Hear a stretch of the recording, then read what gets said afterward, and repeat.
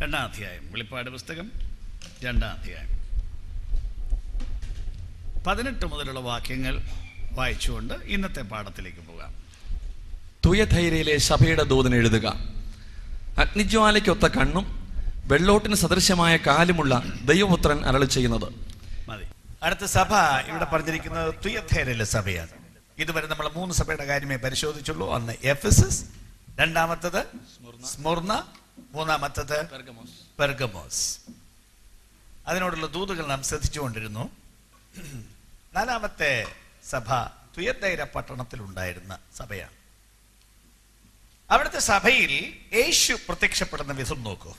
എന്താ പറഞ്ഞിരിക്കുന്നത്?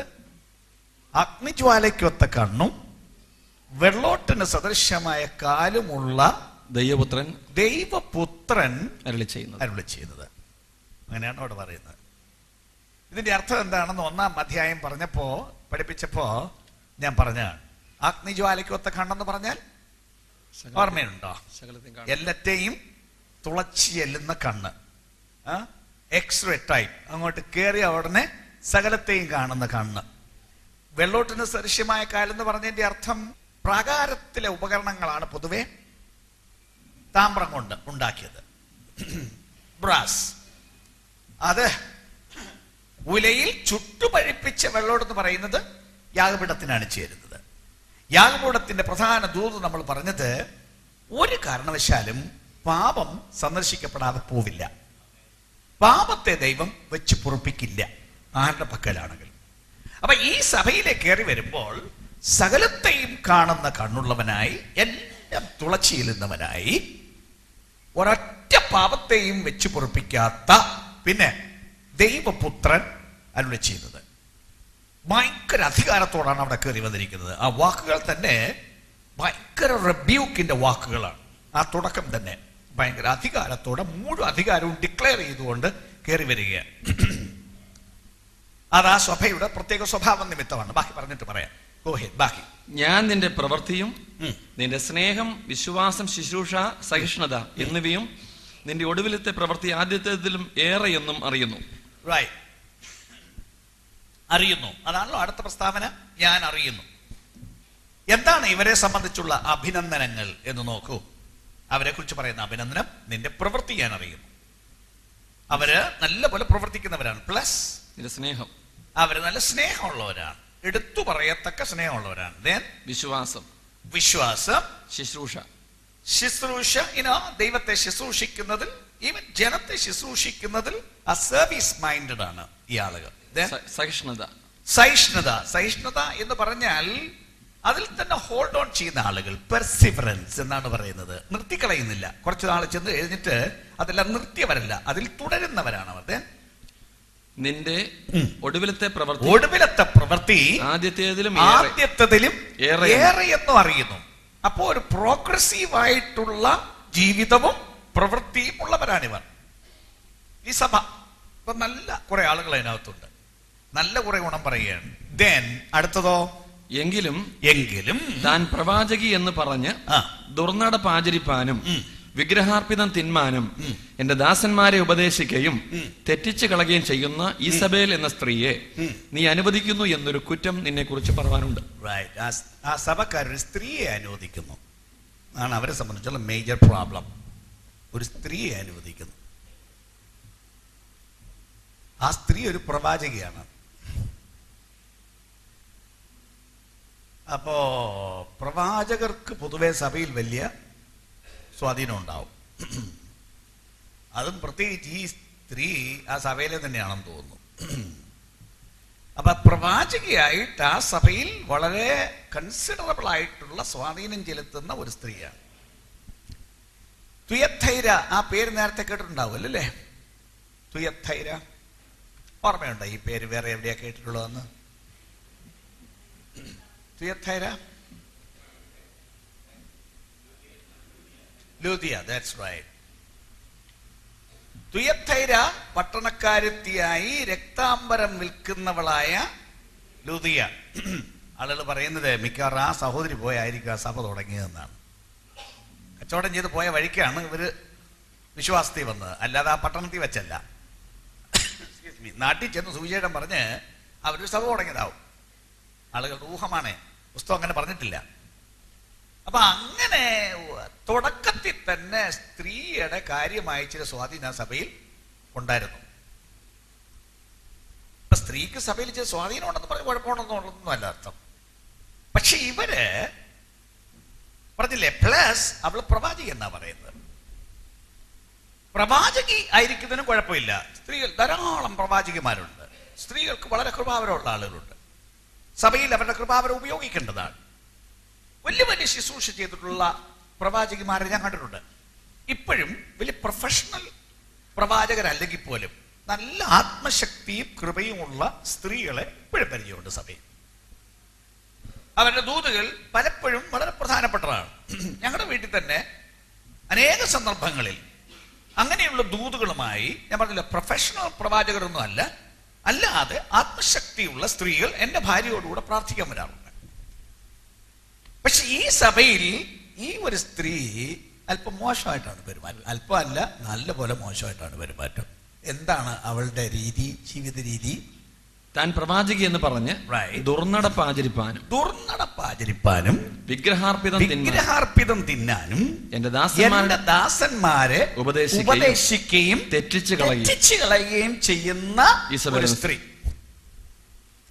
കണ്ടില്ലേ, പെർഗമോ സഭയിൽ ഒരു പ്രശ്നം ഉണ്ടായിരുന്നല്ലോ. പെർഗമോ സഭയിൽ ബിലയാമിന്റെ ഉപദേശം പിടിക്കുന്നവർ. എന്തായിരുന്നു ബിലയാമിന്റെ ഉപദേശം?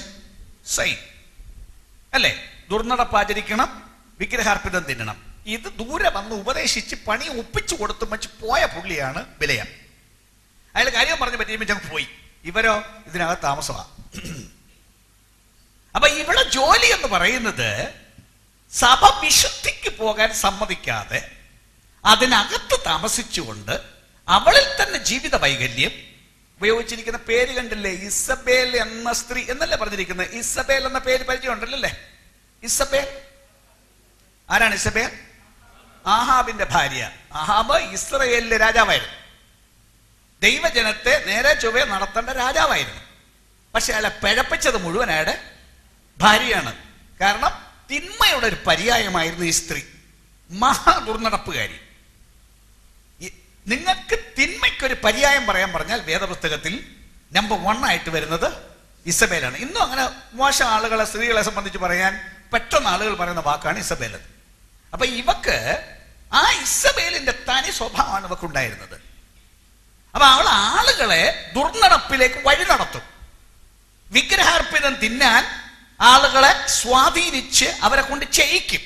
അപ്പൊ സഭയ്ക്കകത്ത് താമസിച്ച് വേർപാടിന് വിപരീതമായ ഉപദേശം പറഞ്ഞ് ആളുകളെ മലിനതയിലേക്ക് നടത്തുന്ന ഒരുത്തി അതിനകത്തുണ്ടായിരുന്നു. ഒരുത്തി എന്ന് പറഞ്ഞാൽ വ്യക്തിപരം, ഒരു വ്യക്തി എന്നുള്ള അർത്ഥത്തിലല്ല പറയുന്നത്.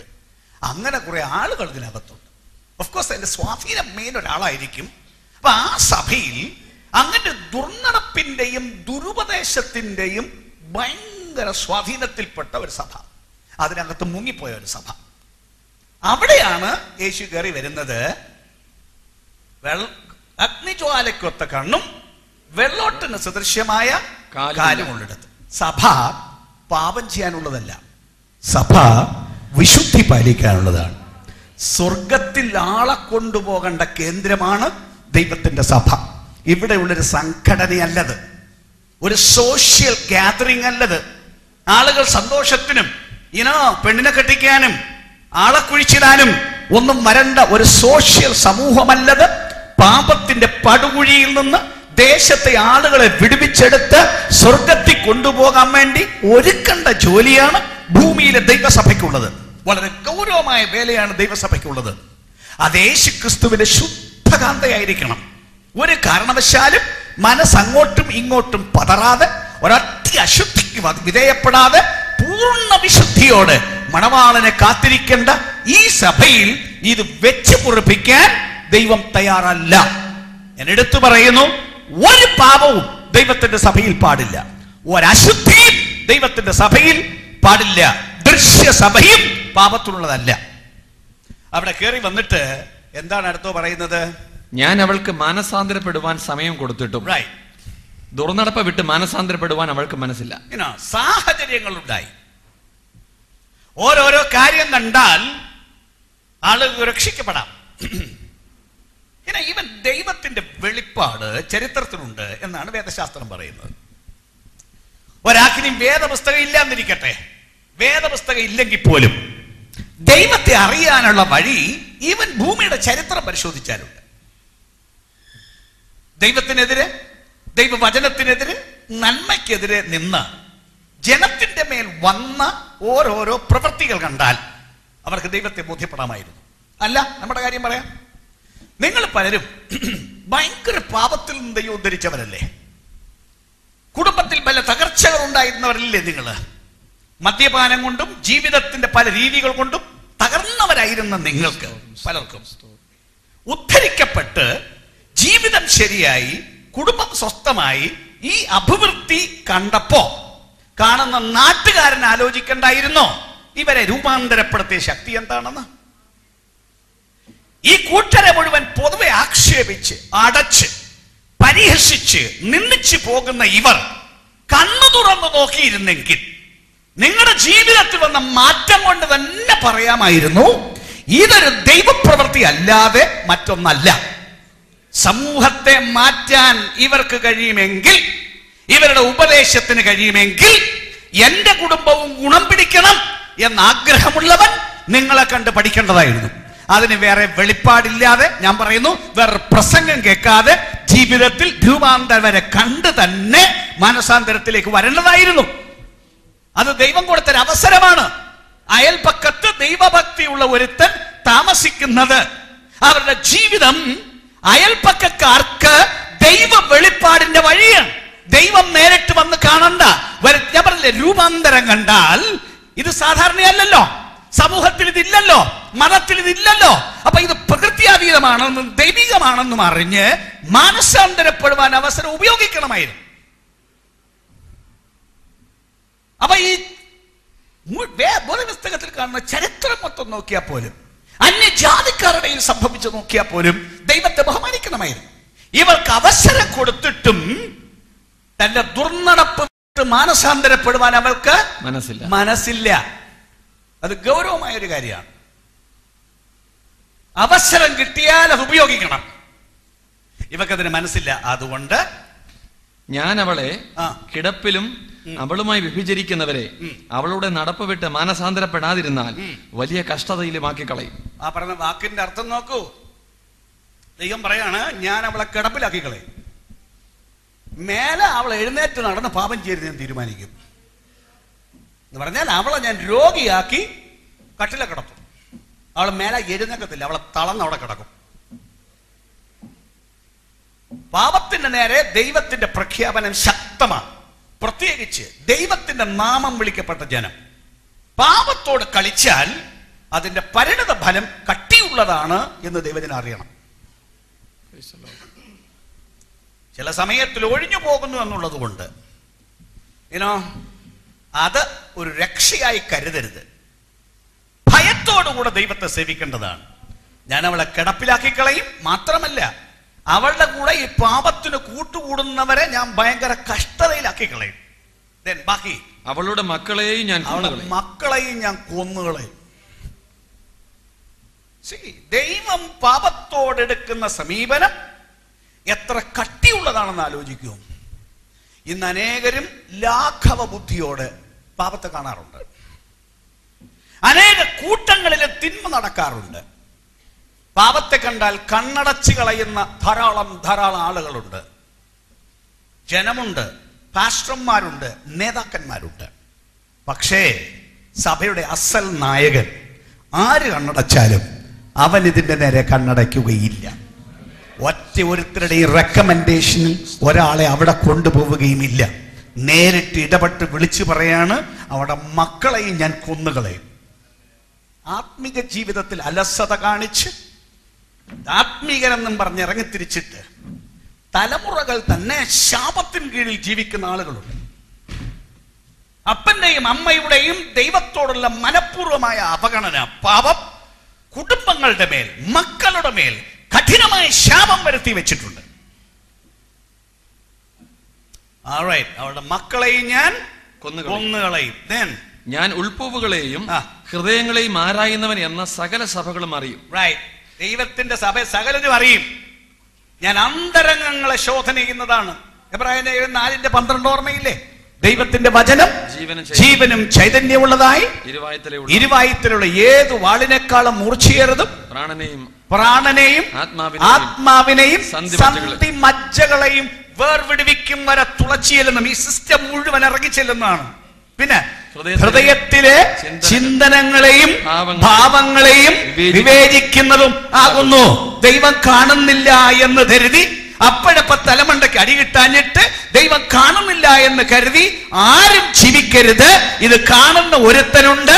സകല സഭകളും അറിയും. ഞാൻ ഉൾപ്പുകളെയും ഹൃദയങ്ങളെയും ആരായുന്നവൻ. പരസ്യമായി പാപം ചെയ്താലും രഹസ്യമായി പാപം ചെയ്താലും ദൈവത്തിന്റെ കൈ കഠിനമായി അങ്ങനെയുള്ള ജനത്തിന്റെ മേൽ, സഭയുടെ മേൽ വരും എന്ന കർശന ദൂതാണ് ഈ സഭയ്ക്ക് കൊടുക്കുന്നത്.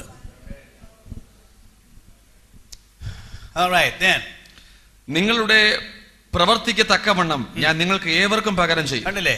ആദ്യം തന്നെയുള്ള വാക്കാണല്ലോ ഇത്. ഓരോരുത്തന് അവനവന്റെ പ്രവൃത്തിക്ക് തക്കവണ്ണം പകരം ചെയ്യും. പാപം ചെയ്താൽ അതിന് തക്കവണ്ണം ദൈവം കൊടുക്കുന്നു. ഒരൊറ്റ സകലം പോലും കുറയ്ക്കില്ല, ശരി ഡോസിൽ തന്നെ കൊടുക്കുമെന്ന്. ബാക്കി എന്നാൽ ഈ ഉപദേശം കൈക്കൊള്ളാതെയും, എന്നാൽ അവിടെ വേറെ കുറച്ച് പേരുണ്ട് ഈ ഉപദേശം കൈക്കൊള്ളാതെ, അതായത് ഇസബേലിന്റെ കൂടെ കൂട്ടുകൂടാത്ത കുറെ ആളുകൾ അവിടെ ഉണ്ട്. പിന്നെ അവർ പറയും പോലെ സാത്താന്റെ ആഴങ്ങൾ അറിഞ്ഞിട്ടില്ലാതെയും തുയധൈര്യയിലെ ശേഷം പേരോട്. കണ്ടില്ലേ? അവർ പറയും പോലെ സാത്താന്റെ ആഴങ്ങൾ അറിഞ്ഞിട്ടില്ലാത്ത ശേഷം പേര്. എന്താണ് ആ പ്രയോഗത്തിന്റെ അർത്ഥം? സാത്താന്റെ ആഴങ്ങൾ എന്ന് പറഞ്ഞാൽ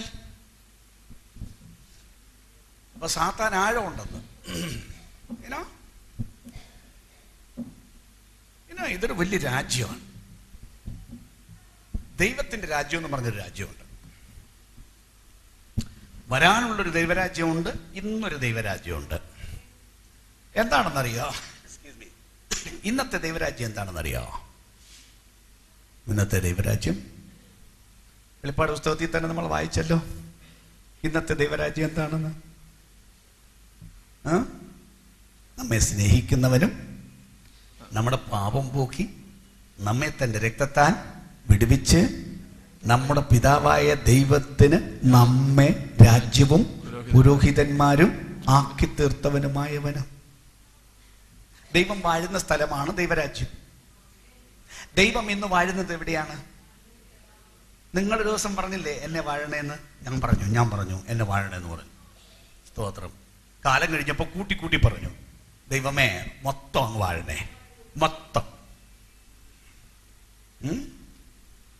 അപ്പോ അങ്ങനെ ഇന്ന് ദൈവത്തിന്റെ ജനം ദൈവരാജ്യമാണ്. അതൊരു ശക്തിയുള്ള രാജ്യമാണ്. ദൈവത്തിന്റെ രാജ്യത്തിൽ ഭയങ്കര ശക്തിയുണ്ട്. അവിടുത്തെ പരിശുദ്ധാത്മാവിൽ നിറക്കി കൊടുത്തിരിക്കുന്നത് ദൈവത്തിന്റെ സഭയ്ക്ക് വേണ്ടിയാണ്. അത് ദൈവത്തിന്റെ രാജ്യത്തിന് വേണ്ടിയാണ്. ദൈവരാജ്യം എന്നത് ഭക്ഷണവും പാനീയവുമല്ല, പിന്നെ നീതിയും സമാധാനവും പരിശുദ്ധാത്മാവിലുള്ള സന്തോഷവുമാണ്. അങ്ങനെ ഭയങ്കര ദൈവരാജ്യമുണ്ട്. ദൈവരാജ്യം എന്നത് റിയലാണ്, സത്യമാണ്, യാഥാർത്ഥ്യമാണ്, ഇവൻ ദൃശ്യമാണ്. കണ്ടില്ലേ? ആ മനുഷ്യർ തങ്ങളുടെ ഇഷ്ടത്തിന് ജീവിക്കാതെ, ലോകത്തിന്റെ മോഹത്തിന് ജീവിക്കാതെ, ബാക്കിയുള്ളവരിൽ നിന്ന് വ്യത്യസ്തരായി വേറെ ഏതോ ലോകത്തിൽ പോകാനുള്ളവരെ പോലെ വാക്കുകാത്ത്, ജീവിതം കാത്ത്, നോട്ടം കാത്ത്, എൻറ്റയർലി മൊത്തം വേറെ മാറി നിൽക്കുന്ന ഒരു കൂട്ടരെ കണ്ടിട്ടില്ലേ? അവരുടെ പേര് ദൈവരാജ്യം. അതിന്റെ പിന്നിൽ ശക്തിയുള്ള ഒരു രാജാവ് നിൽപ്പുണ്ട്. ആ രാജാവിനെ പിൻപറ്റുന്നവരാണ് ഇവർ. അതുപോലെ ഒരു രാജ്യമാണ്, അതുപോലെ അത്രയും വലിപ്പമില്ല ഒരു രാജ്യമാണ് പിശാചിന്റെ രാജ്യം. വിപുലമായ രാജ്യമാണത്.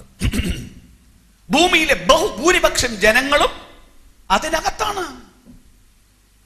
മുഴുവൻ ലോകവും ദുഷ്ടന്റെ അധീനതയിൽ കിടക്കുന്നു. അവന്റെ കയ്യിൽ വാഴ്ചകളുണ്ട്, അവന്റെ കയ്യിൽ അധികാരങ്ങളുണ്ട്, അവന്റെ കയ്യിൽ വിവിധ മണ്ഡലങ്ങളുണ്ട്. മുഴുവൻ ലോകവും അവന്റെ കയ്യിലാണ്. അപ്പൊ അവന്റെ സ്വാധീനത്തിൽ എല്ലാവരെയും അവന്റെ രാജ്യത്തിൽ കൊണ്ടുപോകണമെന്നാണ് പിശാചിന്റെ നിർബന്ധം. എന്താണ് പിശാചിന്റെ ആഗ്രഹം? താൻ പോകുന്നിടത്ത് മറ്റുള്ളവരെയും കൂടെ കൊണ്ടുപോകണം. പിശാചിന്റെ അന്തം എവിടെ? പാതാളത്തിൽ. അവന് വേണ്ടി ഒരുക്കിയിരിക്കുന്നത് തീപ്പൊയ്ക. അതാണ് അവന്റെ അന്തമെന്ന് അവനും അറിയാം. അപ്പൊ അവന്റെ ആഗ്രഹം മനുഷ്യരെ മുഴുവൻ തന്റെ കൂടെ അവിടെ കൊണ്ടെത്തിക്കണം. അതിനുവേണ്ടി സകല പരിശ്രമവും ചെയ്യുകയാണ്. ഇത് കേവലം ഉപരിതലത്തിലുള്ളൊരു കാര്യം മാത്രമല്ല. ഇങ്ങനെ പിശാചിനെ ബഹുഭൂരിപക്ഷം മനുഷ്യരും കാണുന്നില്ല. മിക്കപ്പോഴും അങ്ങനെ ആളെക്കുറിച്ചുള്ള ബോധം പോലും ഇല്ല. അയാളെങ്ങോ ഉണ്ട് എന്നാണ് ചിന്ത. പക്ഷേ അയാൾ എങ്ങോ ഉണ്ടെന്നല്ല. അറിയാമോ വചനം പറയുന്നത്? നിർമ്മതരായിരിക്കും. 1 പത്രോസ് 5:8-9 വാക്യം അറിയാമോ? നിർമ്മതരായിരിപ്പീൻ, ഉണർന്നിരിപ്പീൻ. നിങ്ങളുടെ പ്രതിയോഗിയായ പിശാച്, നിങ്ങളുടെ ശത്രുവായ പിശാച് അലറുന്ന സിംഹം എന്ന പോലെ, ഭയങ്കര സ്ട്രാറ്റജിയാണ് അയക്ക്. അലറുന്ന സിംഹം എന്ന പോലെ ആരെ വിഴുങ്ങേണ്ടു എന്ന് തിരിഞ്ഞ് പേർപ്പസ്ഫോ, ഭയങ്കര പേർപ്പസ് ആണ് അയക്ക്. ആരെ വിഴുങ്ങണം? എന്റെ ഭാഷയെ പറഞ്ഞാൽ മുട്ടം വായാണ്. അങ്ങോട്ട് പൊളിക്കണം, പൊളിച്ചാൽ ഉടനെ അകത്തക്കണം, പിന്നെ ആളെ കണ്ടുകൂടാ, ലോകം പിന്നെ അയാളെ കാണരുത്. അങ്ങനെ ഭയങ്കര വായും തുറന്നു പിടിച്ച് ലോകത്തിൽ ആരെ വിഴുങ്ങേണ്ടു എന്ന് തിരിഞ്ഞ് ചുറ്റി നടക്കുന്നു. ഭൂമി മുഴുവൻ ചുറ്റി നടക്കുകയാണ്. ആരെ എപ്പ കിട്ടും, അതാണ് അവന്റെ നോട്ടം. അപ്പൊ അങ്ങനെ ലോകത്തിൽ സകല ആളുകളെയും വിഴുങ്ങാൻ വേണ്ടി ചുറ്റി തിരിഞ്ഞു നടക്കുന്ന ഒരു ഭയങ്കര വ്യാപാരം ഭൂമിയിലുണ്ട്. ഒരു ഭയങ്കര രാജ്യമാണ്, ഭയങ്കര രാജ്യം. വേദപുസ്തകത്തിൽ വേറൊരു ഭാഷയിൽ പറഞ്ഞാൽ കഴിയുമെങ്കിൽ വൃതന്മാരെ വരെ തെറ്റിക്കണം എന്ന് പറഞ്ഞാൽ, കണ്ണിൽ എണ്ണ ഒഴിച്ച് ഇങ്ങനെ എനിക്ക് ഹല്ലേലൂയ, എനിക്ക് ദൈവത്തിലൂടെ പോകണം, ഒരു കാരണവശാലും ഇവിടെ പാതാളം വേണ്ട, പിശാചിന്റെ ഒരു പ്രവൃത്തിയും വേണ്ട, ലോകം വേണ്ട എന്നും പറഞ്ഞ് അങ്ങനെ ഇരിക്കുന്നവരെ പോലും തെറ്റിച്ചു കളയാം. സ്വല്പം ശ്രദ്ധയില്ലാതെ ഇയാൾ ഒരു നിമിഷം ഇരിക്കുന്നെങ്കിൽ, ചിലക്കുണ്ടല്ലോ ഇടയ്ക്കൊരു ദിവസം ഒരു വെക്കേഷൻ എടുത്തിരുന്നാൽ കൊള്ളാവുന്ന ചിന്തയുള്ളവരുണ്ടല്ലോ, അത്ര എപ്പോഴും ഇങ്ങനെ അങ്ങ് പിടിച്ചു നിൽക്കാൻ പറ്റുമോ എന്ന് വിചാരിച്ച് ഒന്ന് റിലാക്സ്ഡ് ആകുന്ന ഒരു മോമെന്റ് ഉണ്ടോ എന്ന് വിചാരിച്ച് അയാളിങ്ങനെ ചുറ്റി തിരിഞ്ഞു നടക്കുന്നു.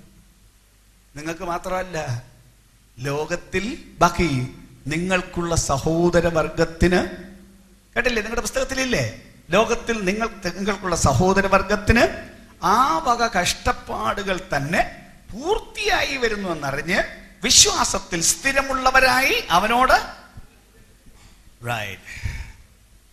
ആളുകൾ അറിയേണ്ട ഒരു ലോകമാണ് ഈ പിശാചിന്റെ ലോകം. എന്തിനാ അറിയുന്നറിയാമോ?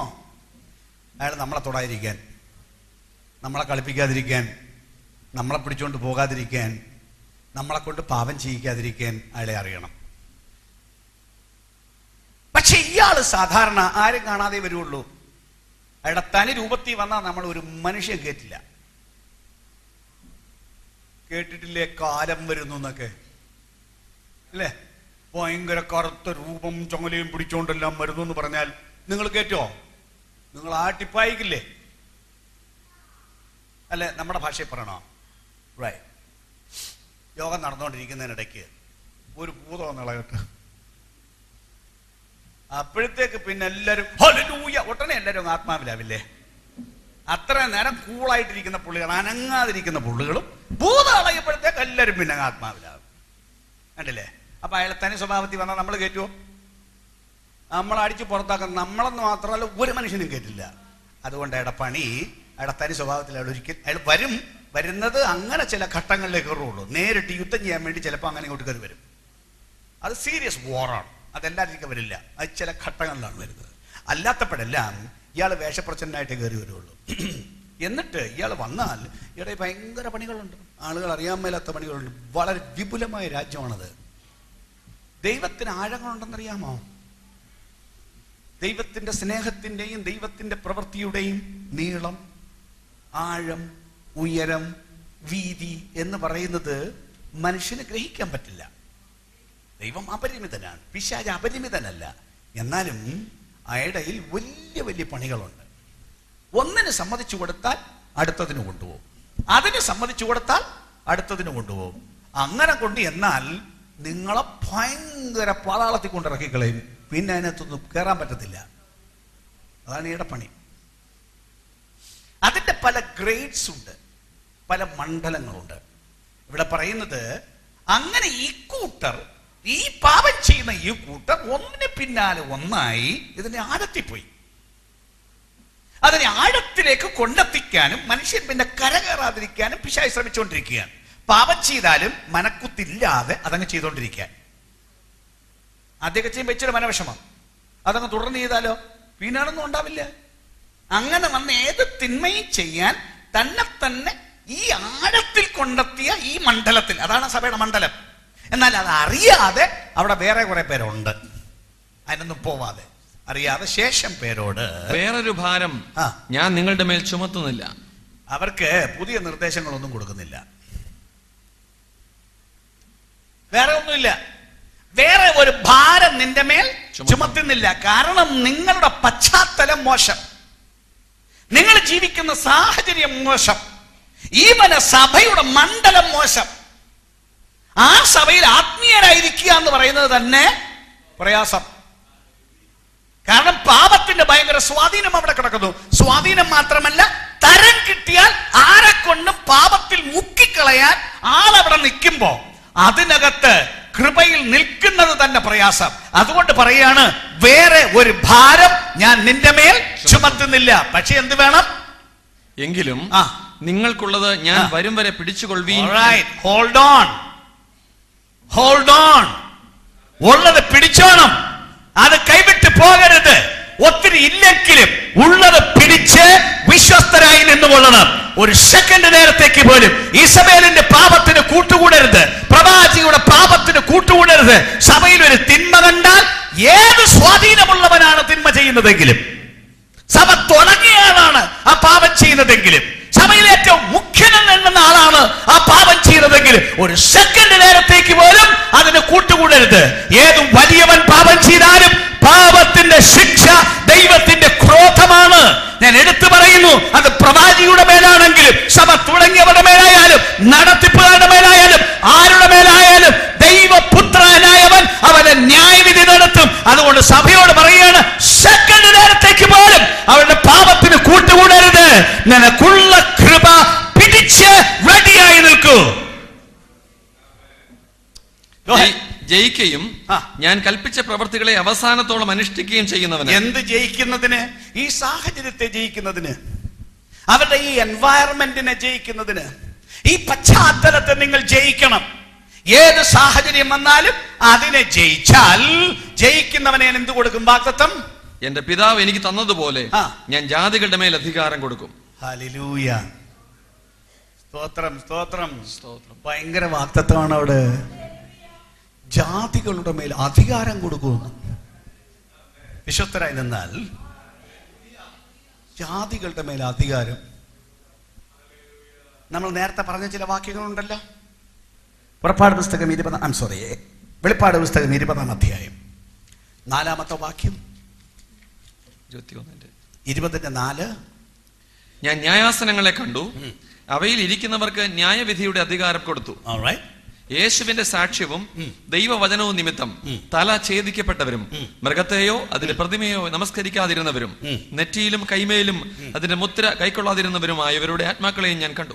അവർ ജീവിച്ചു 1000 ആണ്ട് ക്രിസ്തുവിനോട് കൂടെ വാണു. 2 ഭാഗം. ആദ്യം പറഞ്ഞു, ഞാൻ ന്യായാസനങ്ങളെ കണ്ടു, അവയിൽ ഇരിക്കുന്നവർക്ക് ന്യായവിധിയുടെ അധികാരം കൊടുത്തു. കണ്ടില്ലേ? ന്യായം വിധിക്കാനുള്ള അധികാരം വരെ ദൈവത്തിന്റെ ജനത്തിന് ജഡ്ജസ് ആയിട്ട് വെക്കുന്നു. ദൈവത്തിന്റെ ആളുകള് ജഡ്ജസ്. ഒടുവിലത്തിൽ പറയുന്നത് അവർ ദൈവത്തിനും അവർ 1000 ആണ്ട് ക്രിസ്തുവിനോടുകൂടി വാഴും. ഇവിടെ പറഞ്ഞ, ഞാൻ അവർക്ക് ജാതികളുടെ മേൽ അധികാരം കൊടുക്കും. കൊരിന്ത്യർ ലേഖനത്തിൽ 1 കൊരിന്ത്യർ 6 അധ്യായത്തിന്റെ 2-3 വാക്യം വായിക്കുന്നത് എന്താണെന്നറിയാമോ? നിങ്ങൾ വിശുദ്ധന്മാർ ലോകത്തെ വിധിക്കുമെന്ന് അറിയുന്നില്ല. വിശുദ്ധന്മാർ ലോകത്തെ വിധിക്കുമെന്നറിയാമോ? ലോകത്തിന് ന്യായവിധി നടത്താൻ നിങ്ങൾ ഇരിക്കുമെന്ന്, ന്യായം വിധിക്കാൻ നിങ്ങൾ ഇരിക്കുമെന്ന്. അടുത്ത വാക്യം, ലോകത്തെ നിങ്ങൾ വിധിക്കുമെങ്കിൽ. അടുത്ത വാക്യം, ഏറ്റവും ചെറിയ സംഗതികളെ വിധിപ്പാൻ നിങ്ങൾ അയോഗ്യരോ? നാം ദൂതന്മാരെ വിധിക്കും. നാം ദൂതന്മാരെ വിധിക്കുമെന്നറിയാമോ? ദൂതന്മാരെ വിധിക്കും എന്ന് പറഞ്ഞാൽ, നമ്മളിന്ന് പകൽ പറഞ്ഞില്ലേ, പാതാളത്തിൽ പൂട്ടിയിട്ടിരിക്കുന്ന ഒരു സംഘമുണ്ടെന്ന്. പാപം ചെയ്ത ദൂതന്മാർ അവർ വലിയ പുള്ളികളായിരുന്നു, സ്വർഗസന്നിധിയിൽ നിന്നവരായിരുന്നു, സ്വർഗജീവികളായിരുന്നു. ഇപ്പൊ അവര് ടെമ്പററി ജയിലിൽ കിടക്കുകയാണ്. അവിടുന്ന് അവരെ കൊണ്ടുവന്ന് അവരെ ന്യായം വിധിക്കുന്ന ഒരു ദിവസമുണ്ട്. ഇവിടെ വചനം പറയുന്നു, വിശുദ്ധന്മാർ ദൂതന്മാരെയും വിധിക്കും. അപ്പൊ ഇത് സംഭവിക്കണമെങ്കിൽ ഈ വിധ പാപങ്ങളുടെ മേൽ, പരിശോധനകളുടെ മേൽ ജയമെടുക്കുന്നവർക്കാണ് അത് കൊടുക്കുന്നത്. ജയിക്കുന്നവൻ, ഞാൻ അവന് ജാതികളുടെ മേൽ അധികാരം കൊടുക്കും. അവൻ ഇരുമ്പ് കോൽ കൊണ്ട് അവരെ മേയിക്കും. കട്ടിയുള്ള ഭരണം, ശക്തമായ ഭരണം അവർക്ക് കൊടുക്കും. അവർ ഭരിക്കും. 1000 ആണ്ട് ക്രിസ്തുവിനോടുകൂടി വാഴും. വലിയ ഭരണം ഉണ്ടാവും. അത് നമുക്ക് ഇനി പറയാം. അവർ കുശവന്റെ പാത്രങ്ങൾ പോലെ നുറുങ്ങിപ്പോകും. ജാതികൾ ഒറ്റ അടി അടിക്കും. കുശവൻ മൺപാത്രം ഉണ്ടാക്കി ഒരു അടി അടിച്ച് പൊട്ടിക്കുന്ന പോലെ അങ്ങനെ തകർത്ത് കളയും. അത്ര ശക്തിയുള്ള ഭരണം ഉണ്ടാവും അവർക്ക്. ഞാൻ അവന് ഉദയ നക്ഷത്രവും കൊടുക്കും. ഒരു വലിയ വാക്തത്വമാണ്. ഞാൻ അവന് ഉദയ നക്ഷത്രവും. വെളിപ്പാട് പുസ്തകം 22-ാം അധ്യായം 16-ാം വാക്യം. എന്താണ് അതിന്റെ അർത്ഥം? യേശു എന്ന ഞാൻ സഭകൾക്കു വേണ്ടി നിങ്ങളോട് ഇത് സാക്ഷീകരിപ്പാൻ എന്റെ ദൂതനെ അയച്ചു. ഞാൻ ദാവീദിന്റെ വേരും വംശവും ശുഭ്രമായ ഉദയ നക്ഷത്രവുമാകുന്നു. കണ്ടില്ലേ? ശുഭ്രമായ ഉദയ നക്ഷത്രവും. വാസ്തവത്തിൽ ഇത് യേശു തന്നെയാണ്. അതിന്റെ ചിത്രീകരണം എന്ന് പറഞ്ഞാൽ മലാഖി പ്രവചനത്തിൽ ഒരു വാക്യമുണ്ട്. മലാഖി പ്രവചനം പറയുന്നത്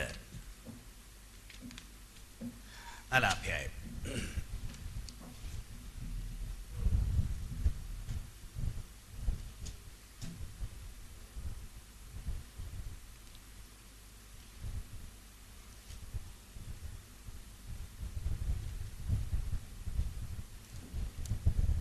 എവിടെയാണ് ആ വാക്യം? നീതിസൂര്യൻ 2:4.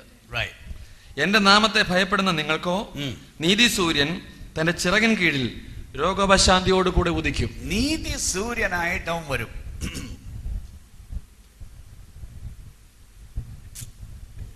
അത് ഭയങ്കര ശക്തിയോടെ എഴുന്നേറ്റ് വരും. സൂര്യൻ ശക്തിയോടെ ഉദിച്ചു കഴിഞ്ഞാൽ പിന്നെ നിങ്ങൾക്ക് കൊണ്ട് നോക്കാൻ പറ്റില്ല. ഭയങ്കര ശോഭയോടെ. അതുപോലെ ഇത് അവൻ മേഘാരൂഢനായി വരുന്നു. ഏത് കണ്ണും അവനെ കുത്തിത്തുളച്ചവരും അവനെ കാണും. ഭൂമിയിലെ ഗോത്രങ്ങളൊക്കെയും അവനെ ചൊല്ലി വിലപിക്കും. നോക്കാൻ വയ്യാത്ത പ്രഭയിൽ അവൻ ഇറങ്ങി വരും. ആളുകൾ പേടിപ്പിക്കുന്ന രൂപത്തിൽ. അത് നീതി സൂര്യനായി വരികയാണ്. എന്നാൽ നേരം പുലരുന്നതിന് മുമ്പ് ഉദയനക്ഷത്രം എന്നും പറഞ്ഞൊരു സാധനം ഉണ്ടല്ലോ.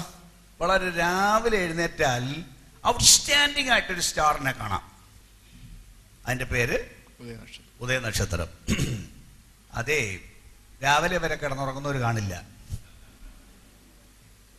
സൂര്യൻ ഉദിക്കാം, തങ്ങളുടെ മണ്ടയ്ക്ക് സൂര്യൻ ഉദിക്കാം കിടക്കുന്നവർ അവർ കാണില്ല. അവർ കാണുന്നത് ഈ ആളിനെയാണ്. മറ്റവരിങ്ങനെ ഒരുങ്ങി കാത്തിരിക്കുകയാണ്. നേരം പുലരണം അതിനുവേണ്ടി നോക്കി നോക്കി കാത്തിരിക്കുന്നവർ അവനെ കാണും. ഇതിൻ്റെ ഒരു വാഗ്ദത്വമാണത്. ഈ കഷ്ടങ്ങളുടെ കാലത്തിന് മുമ്പ് അവൻ ഉദയ നക്ഷത്രമായി കാണാൻ ശോഭയുള്ളവനായി ഇമ്പമുള്ളവനായി ഇറങ്ങി വരുമ്പോ തനിക്കായി കാത്തു നിൽക്കുന്ന ആളുകൾ അത് നോക്കി ഒരൊറ്റ പറപ്പ് ഉറക്കും. അവർ പോയി അവനെ കാണും. ആമേൻ. അതിൻ്റെ ഒരു വാഗ്ദത്വമാണ്. അപ്പൊ ഇതാണ് 4-ാമത്തെ സഭ. പാപത്തിന് തങ്ങളെ തന്നെ വിറ്റുകളഞ്ഞ കുറെ ആളുകൾ, ദൈവവചനത്തിന്റെ വിപരീതമായി ജീവിക്കുന്നവർ. ഈ വ്യഭിചാരം എന്ന് പറയുന്നത് ശാരീരിക വ്യഭിചാരം മാത്രമല്ല, ആത്മീക വ്യഭിചാരമുണ്ട്. ഇസ്രയേലിനെ നോക്കി പലപ്പോഴും വിളിച്ച പേര്, നല്ലൊരു പങ്ക് സമയത്തും വിളിച്ച പേര് ദുർനടപ്പുകാരുത്തിയെ, വ്യഭിചാരിണിയെ എന്നാണ്. അവരെല്ലാവരും അക്ഷരാർത്ഥത്തിൽ വ്യഭിചാരം ചെയ്തു എന്നല്ല ഇതിന്റെ അർത്ഥം. പിന്നെ 2 കൊരിന്ത്യർ 11-ാം അധ്യായത്തിന്റെ 2-ാം വാക്യം എന്താണ്? ഞാൻ നിങ്ങളെ ക്രിസ്തു എന്ന ഏക പുരുഷന് നിർമ്മല കന്യകയായി ഏൽപ്പിപ്പാൻ വിവാഹ നിശ്ചയം ചെയ്തിരിക്കുന്നു. അടുത്തത്, നിങ്ങളുടെ മനസ്സ് ക്രിസ്തുവിനോടുള്ള ഏകാഗ്രതയും നിർമ്മലതയും വിട്ട് വഷളായി പോകുമോ എന്ന് ഞാൻ ഭയപ്പെടുന്നു. സ്തോത്രം. ദൈവത്തെ സ്നേഹിക്കേണ്ട സ്നേഹത്തിന് പകരം അവൻ എന്താ പറഞ്ഞിരിക്കുന്നത്? ക്രിസ്തു എന്ന മണവാളന് നിർമ്മല കന്യകയായി ഏൽപ്പിപ്പാൻ വിവാഹ നിശ്ചയം ചെയ്യപ്പെട്ടിരിക്കുന്ന ആളുകൾ. അത് സ്ത്രീകളെ മാത്രം പറയുന്ന കാര്യമല്ല. ആൺ പെൺ വ്യത്യാസം ഇല്ലാതെയല്ലേ ക്രിസ്തുവിന്റെ കാന്ത എന്ന് പറയുന്നത്.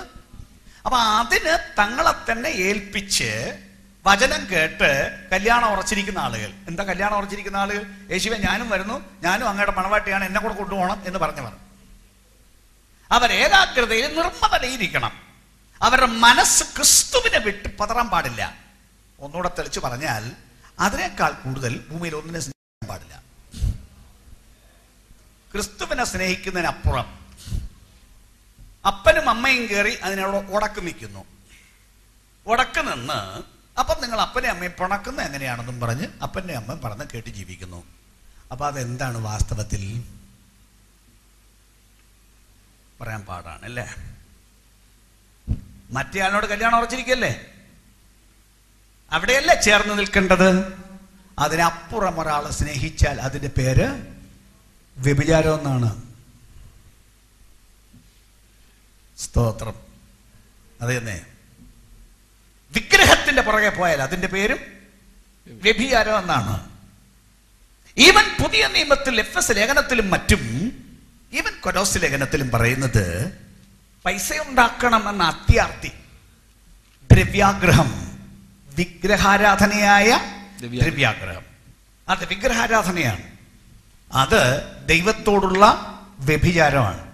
സഭയിൽ ദൈവത്തോടുള്ള ഏകാഗ്രതയ്ക്ക് ചേരാത്ത യാതൊന്നുണ്ടായാലും അതിന്റെ പേര് ദുർനടപ്പെന്നാണ്, വ്യഭിചാരം എന്നാണ്.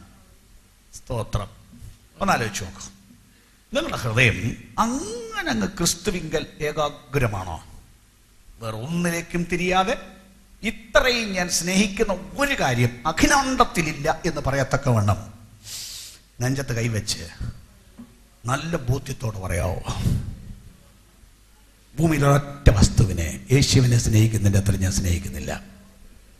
എൻ്റെ ഭർത്താവിനെ അത്രയും സ്നേഹിക്കുന്നില്ല, എൻ്റെ അമ്മയെ അത്രയും സ്നേഹിക്കുന്നില്ല, എൻ്റെ ഭാര്യ അത്രയും സ്നേഹിക്കുന്നില്ല, ഞാൻ പണത്തെ അത്രയും സ്നേഹിക്കുന്നില്ല, സ്ഥാനത്തെ അത്രയും സ്നേഹിക്കുന്നില്ല, ഒരു വകയെ ഞാൻ സ്നേഹിക്കുന്നില്ല. ഏറ്റവും കൂടുതൽ ഞാൻ സ്നേഹിക്കുന്നത് യേശുവിനെയാണ് എന്ന് എപ്പോഴും പറയത്തക്കവണ്ണം ഈ അന്തരംഗത്തിൽ ഉറപ്പുള്ളവരാണ് ഏകാഗ്രതയിലും നിർമ്മലതയിലും ജീവിക്കുന്നത്. അതിന് വിപരീതമായ ഒരു സെക്കൻഡ് ഉണ്ടായാൽ അത് നിങ്ങളെ ഇസബേല് പറ്റിച്ചതാണ്. പാതാളത്തിന്റെ ഏജന്റ് ഇസബേല് വന്നതാണ്. ഓരോ രൂപത്തിൽ വന്നതാണ്, ഓരോ ഭാവത്തിൽ വന്നതാണ്. അതിന്റെ വഷളായി പോകുന്ന ചതിക്കുന്ന മനുഷ്യനെ കൊണ്ട് വന്നതാണ്.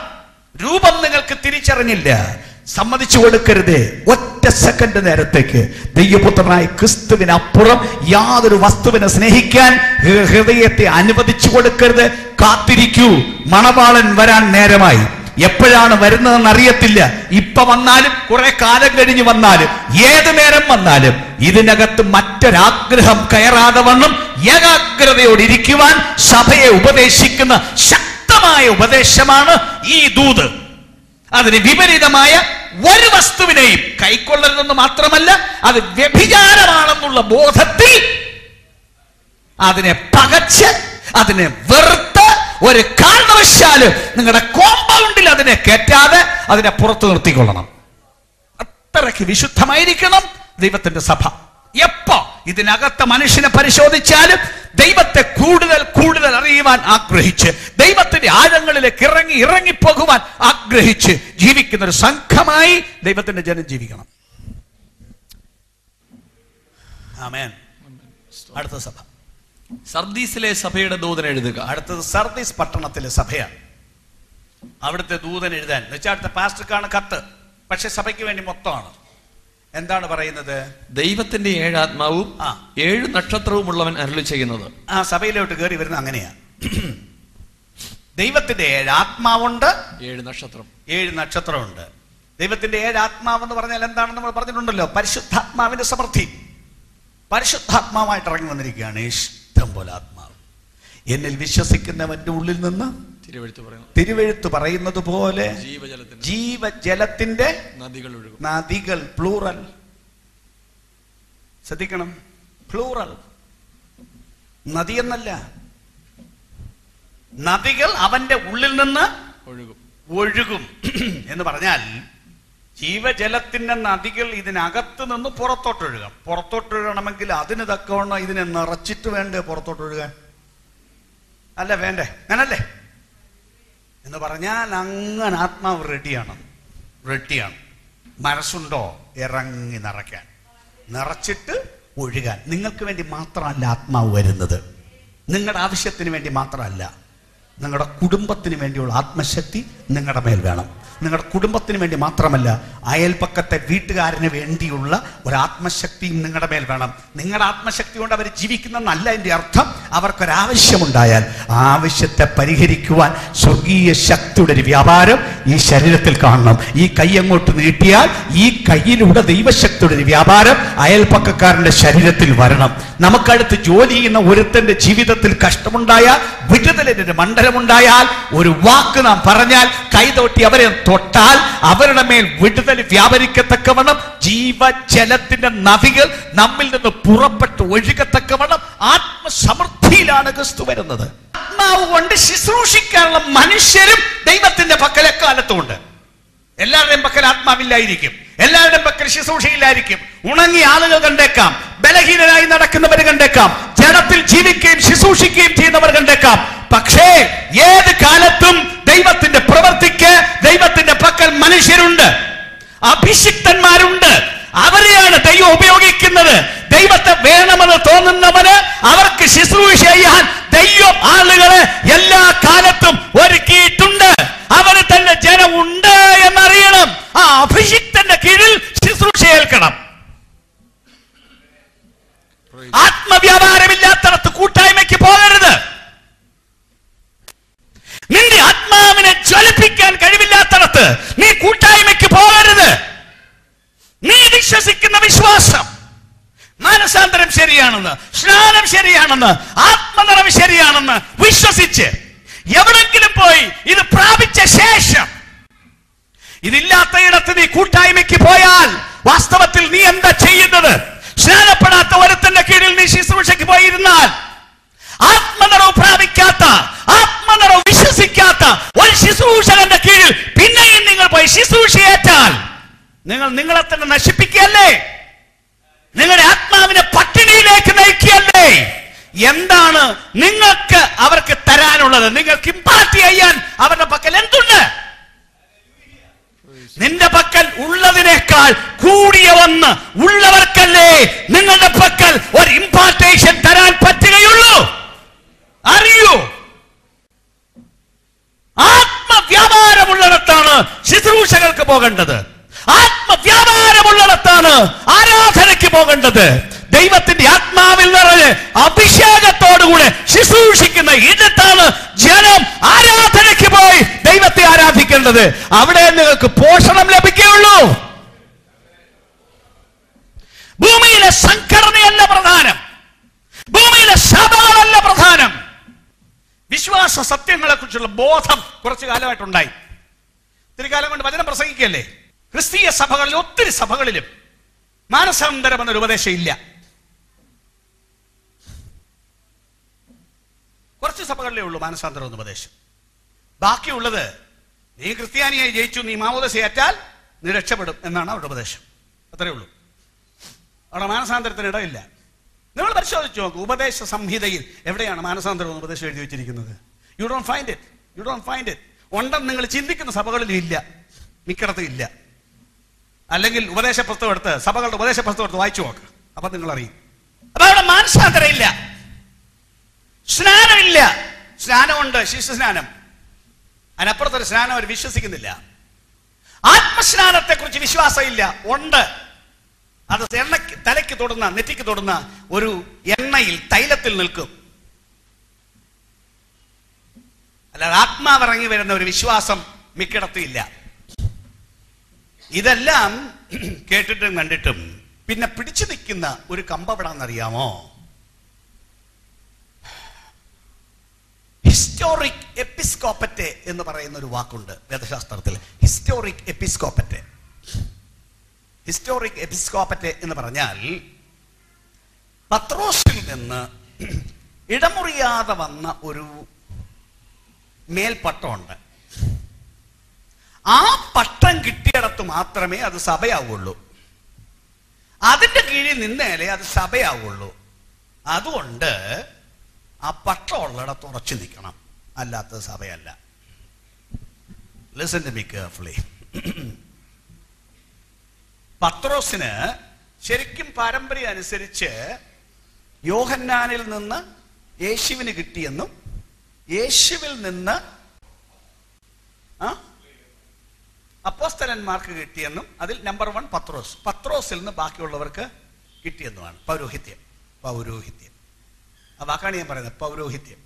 യോഹന്നാൻ സ്നാപകൻ പുരോഹിത കുടുംബത്തിൽ ജനിച്ചവനാണ്. അപ്പനപ്പന്മാര് ചെയ്തു വന്ന പൗരോഹിത്യ ശുശ്രൂഷ വിട്ടിട്ട് ദൈവത്തിന്റെ വിളി കേട്ട് ഇറങ്ങിത്തിരിച്ചവനാണ് ആര്? യോഹന്നാൻ സ്നാപകൻ.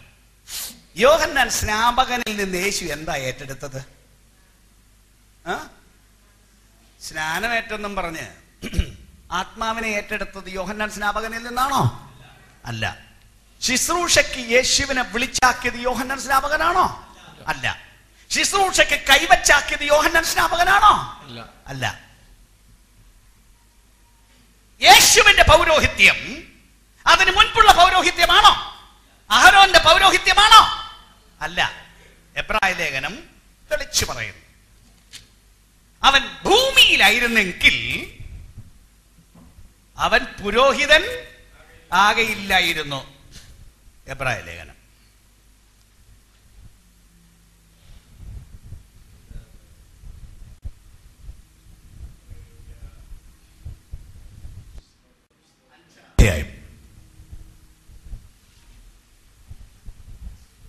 മൂന്ന് മുതലുള്ള വാക്യങ്ങൾ ഒന്ന് വായിക്കാം. ബലഹീനത നിമിത്തം ജനത്തിനു വേണ്ടി എന്ന പോലെ തനിക്കു വേണ്ടിയും പാപയാഗം അർപ്പിക്കേണ്ടിയവനുമാകുന്നു.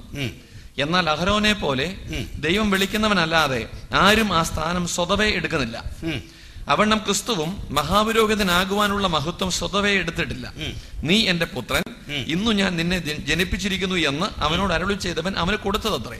അങ്ങനെ മറ്റൊരിടത്തും നീ മൽക്കിസദേക്കിന്റെ ക്രമപ്രകാരം എന്നേക്കും ഒരു പുരോഹിതൻ എന്ന് പറയുന്നു. 8-ാം അധ്യായം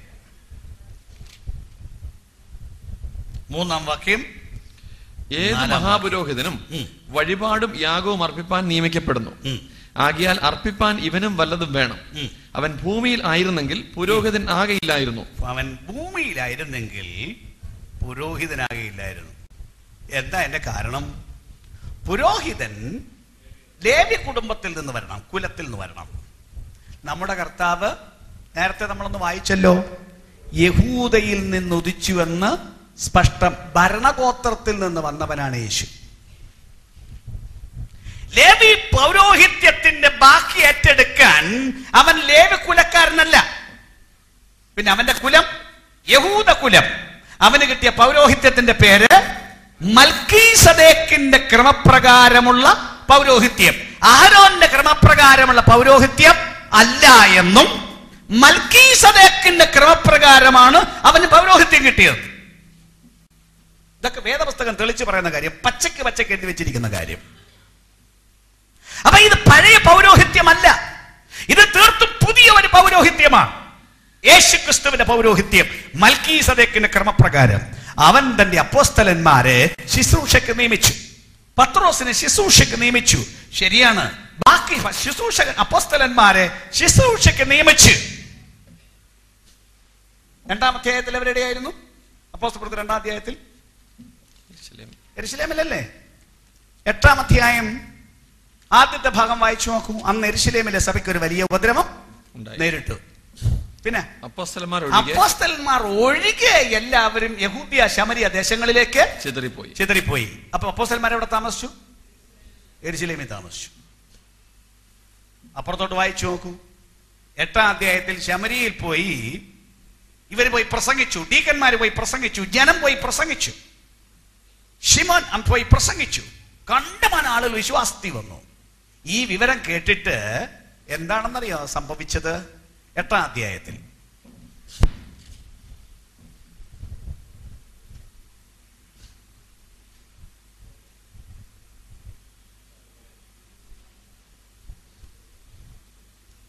പതിനാലാം വാക്യം. അനന്തരം യെരുശലേമിലുള്ള അപ്പോസ്തലന്മാർ ശമര്യർ ദൈവവചനം കൈക്കൊണ്ടു എന്ന് കേട്ട് പത്രോസിനെയും യോഹന്നാനെയും അവരുടെ അടുക്കൽ അയച്ചു. എവിടെയുള്ള അപ്പോസ്തലന്മാർ? യെരുശലേമിലുള്ള അപ്പോസ്തലന്മാർ. അപ്പോസ്തലന്മാരുടെ ആസ്ഥാനം എല്ലാ കാലത്തും യെരുശലേം. സഭയിൽ മേജർ പ്രോബ്ലം ഉണ്ടായി, ഒരു ഉപദേശപരമായ പ്രശ്നം ഉണ്ടായി. ജാതികളുടെ ഈ പ്രസംഗിച്ചു കഴിഞ്ഞാൽ ഭയങ്കര പ്രശ്നം. യഹൂദന്മാര് പറഞ്ഞു എല്ലാരും പരിച്ഛേദനയേറ്റ് യഹൂദനായി തീരണം ആദ്യം, പിന്നെ ക്രിസ്ത്യാനി ആയാൽ മതി, അല്ലാതെ ഒറ്റ ഒരുത്തനെയും നേരിട്ട് ക്രിസ്ത്യാനി ആവാൻ പറ്റില്ല. വലിയ പ്രശ്നമായി. ചർച്ച ചെയ്യാൻ യെരുശലേം കൗൺസിൽ കൂടിയത് യെരുശലേമിൽ ആളുകൾ പോയി. മെയിൻ ആള് ഒരു ഭാഗത്ത് പൗലോസാണ്. ആ പൗലോസ് എല്ലാം കൂടെ യെരുശലേമിൽ പോയി. രണ്ടാം വാക്യം 15. പൗലോസിനും ബർന്നബാസിനും അവരോട് അല്പമല്ലാത്ത വാദവും തർക്കവും ഉണ്ടായിട്ട് പൗലോസും ബർന്നബാസും അവരിൽ മറ്റു ചിലരും ഈ തർക്കസംഗതിയെ പറ്റി യെരുശലേമിൽ അപ്പോസ്തലന്മാരുടെയും മൂപ്പന്മാരുടെ അടുക്കൽ പോകണമെന്ന് നിശ്ചയിച്ചു. അപ്പൊ അപ്പോസ്തലന്മാരുടെ ആസ്ഥാനം അപ്പോഴും യെരുശലേം. എന്ന് പറയുന്ന ക്രിസ്തീയ സഭകളുടെ ആസ്ഥാനം യെരുശലേമാണെന്നാണോ അവർ പറയുന്നത്? അറിയാമോ? തെളിച്ചു പറയണോ ഞാൻ? ഒരു കൂട്ടരുടെ ആസ്ഥാനം റോം, വേറൊരു കൂട്ടരുടെ ആസ്ഥാനം അന്ത്യോക്യ. ഇത് രണ്ടും അല്ലേ? ഇവർ രണ്ടു കൂട്ടരും പറയുന്ന പത്രോസിന്റെ സിംഹാസനം അവിടെയായിരുന്നെന്നാണ്. ഒരു കൂട്ടർ പറഞ്ഞു റോമിലായിരുന്നു, ഒരു കൂട്ടർ പറയുന്നു അന്ത്യോക്യയിലായിരുന്നെന്ന്. അപ്പോസ്തലന്മാരുടെ ആസ്ഥാനം എവിടെ? യെരുശലേം. ഇനിയും പത്രോസിന് സിംഹാസനം ഉണ്ടായിരുന്നോ? ഏത് മനുഷ്യനെ അറിയാൻ മേലാത്തത് ആ പുള്ളിക്ക് സിംഹാസനം ഇല്ലായിരുന്നെന്ന്? സിംഹാസനത്തിൽ ഇരിക്കാൻ നേരമില്ലായിരുന്നല്ലോ. സുവിശേഷം പ്രസംഗിച്ച് ഓടി നടന്ന ഇവനെ അവസാനം കൊല്ലുകയല്ലേ ചെയ്തത്? അപ്പോസ്തലന്മാരെ എല്ലാം കൊല്ലുകയല്ലേ ചെയ്തത്? അവരെവിടെയാണ് ഇരുന്ന് വാണത്? അവരെങ്ങും ഇരുന്ന് വാണതല്ല. ഇനി ഇച്ചിരുടെ വിവരം അറിയണമെങ്കിൽ, അന്ത്യോക്യയിൽ ആരായിരുന്നു ഓർഡിനേഷൻ കൊടുത്തതെന്ന് അറിയണമെങ്കിൽ 13-ാം അധ്യായത്തിലേക്ക് പോകണം. പൗലോസ് അപ്പോസ്തലനെ കൈവച്ച് വേർതിരിക്കുന്ന സഭയും അന്ത്യോക്യ സഭയിൽ വായിച്ചോളൂ. ബർന്നബാസ് നീഗർ എന്ന് പേരുള്ള ശിമോൻ, അന്ത്യോക്യയിലെ സഭയിൽ ബർന്നബാസ് നീഗർ എന്ന് പേരുള്ള ശിമോൻ. ശിമോൻ മറ്റേ പത്രോസ് അല്ല, അതുകൊണ്ട് ആ പ്രത്യേകം എടുത്തു പറഞ്ഞിരിക്കുന്ന നീഗർ എന്ന് പേരുള്ള ശിമോൻ. മറ്റേ ആളിന്റെ പേരെന്താണ്? കേഫ. അത് വേറെ ആള്, പത്രോസ് വേറെ. നീഗർ എന്ന് പേരുള്ള ശിമോൻ, കുറേനക്കാരനായ ലൂക്യോസ്, ഇടപ്രഭുവായ ഹെരോദാവോടുകൂടെ വളർന്ന മനായൻ, ശൗൽ എന്നീ പ്രവാചകന്മാരും ഉപദേഷ്ടാക്കന്മാരും ഉണ്ടായിരുന്നു. അവർ കർത്താവിനെ ആരാധിച്ചും ഉപവസിച്ചും കൊണ്ടിരിക്കുമ്പോൾ ഞാൻ ബർന്നബാസിനെ ശൗലിനെ വിളിച്ചിരിക്കുന്ന വേലയ്ക്കായിട്ട് അവരെ എനിക്ക് വേർതിരിപ്പിനെന്ന് പരിശുദ്ധാത്മാവ് പറഞ്ഞു. പരിശുദ്ധാത്മാവ് അന്ത്യോക്യയിലെ സഭയിലെ മൂപ്പന്മാരോടും പിന്നെ പ്രവാചകന്മാരോടും പറഞ്ഞു, ശൗലിനെയും ബർന്നബാസിനെയും ഞാൻ വിളിച്ചിരിക്കുന്ന വേലയ്ക്കായി അവരെ എനിക്ക് വേർതിരിപ്പീൻ. ബാക്കി അങ്ങനെ അവർ ഉപവസിച്ച് പ്രാർത്ഥിച്ച് അവരുടെ മേൽ കൈവച്ച്. അന്ത്യോക്യയിൽ ആരാണ് ഓർഡിനേഷൻ കൊടുത്തത്? പത്രോസാണോ? പുസ്തകം പരിശോധിക്കൂ, ചരിത്രം നോക്കൂ. അന്ത്യോക്യ ജാതികളിൽ നിന്നുണ്ടായ സഭയാണ്. പത്രോസും ജാതികളുമായുള്ള സഭയും തമ്മിൽ ബന്ധമില്ല. കൂടുതൽ വിവരം അറിയണമെങ്കിൽ വീട്ടിൽ പോയി ഗലാത്യ ലേഖനം 2-ാം അധ്യായം വിശദമായി വായിച്ചു നോക്കണം. പത്രോസ് അവസാനം പൗലോസിനോട് പറഞ്ഞതിന്റെ ഭാഷ്യം ഞാൻ മലയാള ഭാഷയിലൊക്കെ പറഞ്ഞാൽ, സഹോദര, നിനക്ക് ജാതികളുടെ ഇടയിൽ പ്രവർത്തിക്കാൻ ദൈവം കൃപ തന്നിരിക്കുന്നു, നീ പോയി അവരുടെ ഇടയിൽ പ്രവർത്തിച്ചോ. ഞങ്ങളെ സംബന്ധിച്ചിടത്തോളം ഞങ്ങൾ യഹൂദന്മാരുടെ ഇടയിൽ പ്രവർത്തിക്കാനാണ് കൃപ, അതുകൊണ്ട് ഞങ്ങൾ ഇവരുടെ ഇടയിൽ താമസിച്ചോളാം. ജാതികളുടെ സഭയാണ് അന്ത്യോക്യ സഭ. അതുമായിട്ടുള്ള ഇടപാടല്ല പത്രോസിന്. പത്രോസ് അവിടെ പോയി. പത്രോസ് അവിടെ പോയപ്പോ ഞാൻ പത്രോസിനെ ആക്ഷേപിച്ച് പറയല്ല. പത്രോസിനെ ദൈവം മാനിച്ചവൻ, ദൈവത്തിന്റെ സഭയുടെ ഒരു തൂണായിരിക്കുന്നവൻ. പക്ഷെ പുസ്തകം വായിച്ചു നോക്കൂ. അവിടെ ചെന്നപ്പോ പൗലോസിന് ചില പ്രശ്നം ഉണ്ടായെന്ന് പറഞ്ഞാൽ അദ്ദേഹം നല്ല മനുഷ്യനാണ്. ആദ്യമേ ദൈവം അവനോട് പറഞ്ഞു, നീ അങ്ങ് അവിടെ ഒരാള് ഇങ്ങനെ ദൈവത്തിന്റെ വചനം കേൾക്കാൻ ഇരിക്കുന്നു, നീ പോയി പ്രസംഗിക്കണമെന്ന് പറഞ്ഞു. ദർശനമൊക്കെ കൊടുത്തു 10-ാം അധ്യായത്തിൽ. അപ്പൊ ദർശനം കിട്ടി, ഭയങ്കര സന്തോഷമായി. അദ്ദേഹം പോയി കൊർന്നല്യോസിന്റെ വീട്ടിൽ പോയി പ്രസംഗിച്ചു. ആദ്യം ഇച്ചിരി വലിയ വർത്താനൊക്കെ പറഞ്ഞു, ഞാൻ അങ്ങനൊന്നും വരുന്ന ആളൊന്നും അല്ല, പിന്നെ ദൈവം പ്രത്യേകം പറഞ്ഞുകൊണ്ട് ഞാൻ വന്നതാണ്, അല്ലെങ്കിൽ ഞാൻ വരത്തില്ലായിരുന്നു എന്നൊക്കെ പറഞ്ഞാണ് പ്രസംഗം തുടങ്ങിയത്. അങ്ങനെ പ്രസംഗം എല്ലാം കഴിഞ്ഞ് യെരുശലേമിൽ വന്നപ്പോഴത്തേക്ക് സഭക്കാർ ബഹളം ഉണ്ടാക്കി.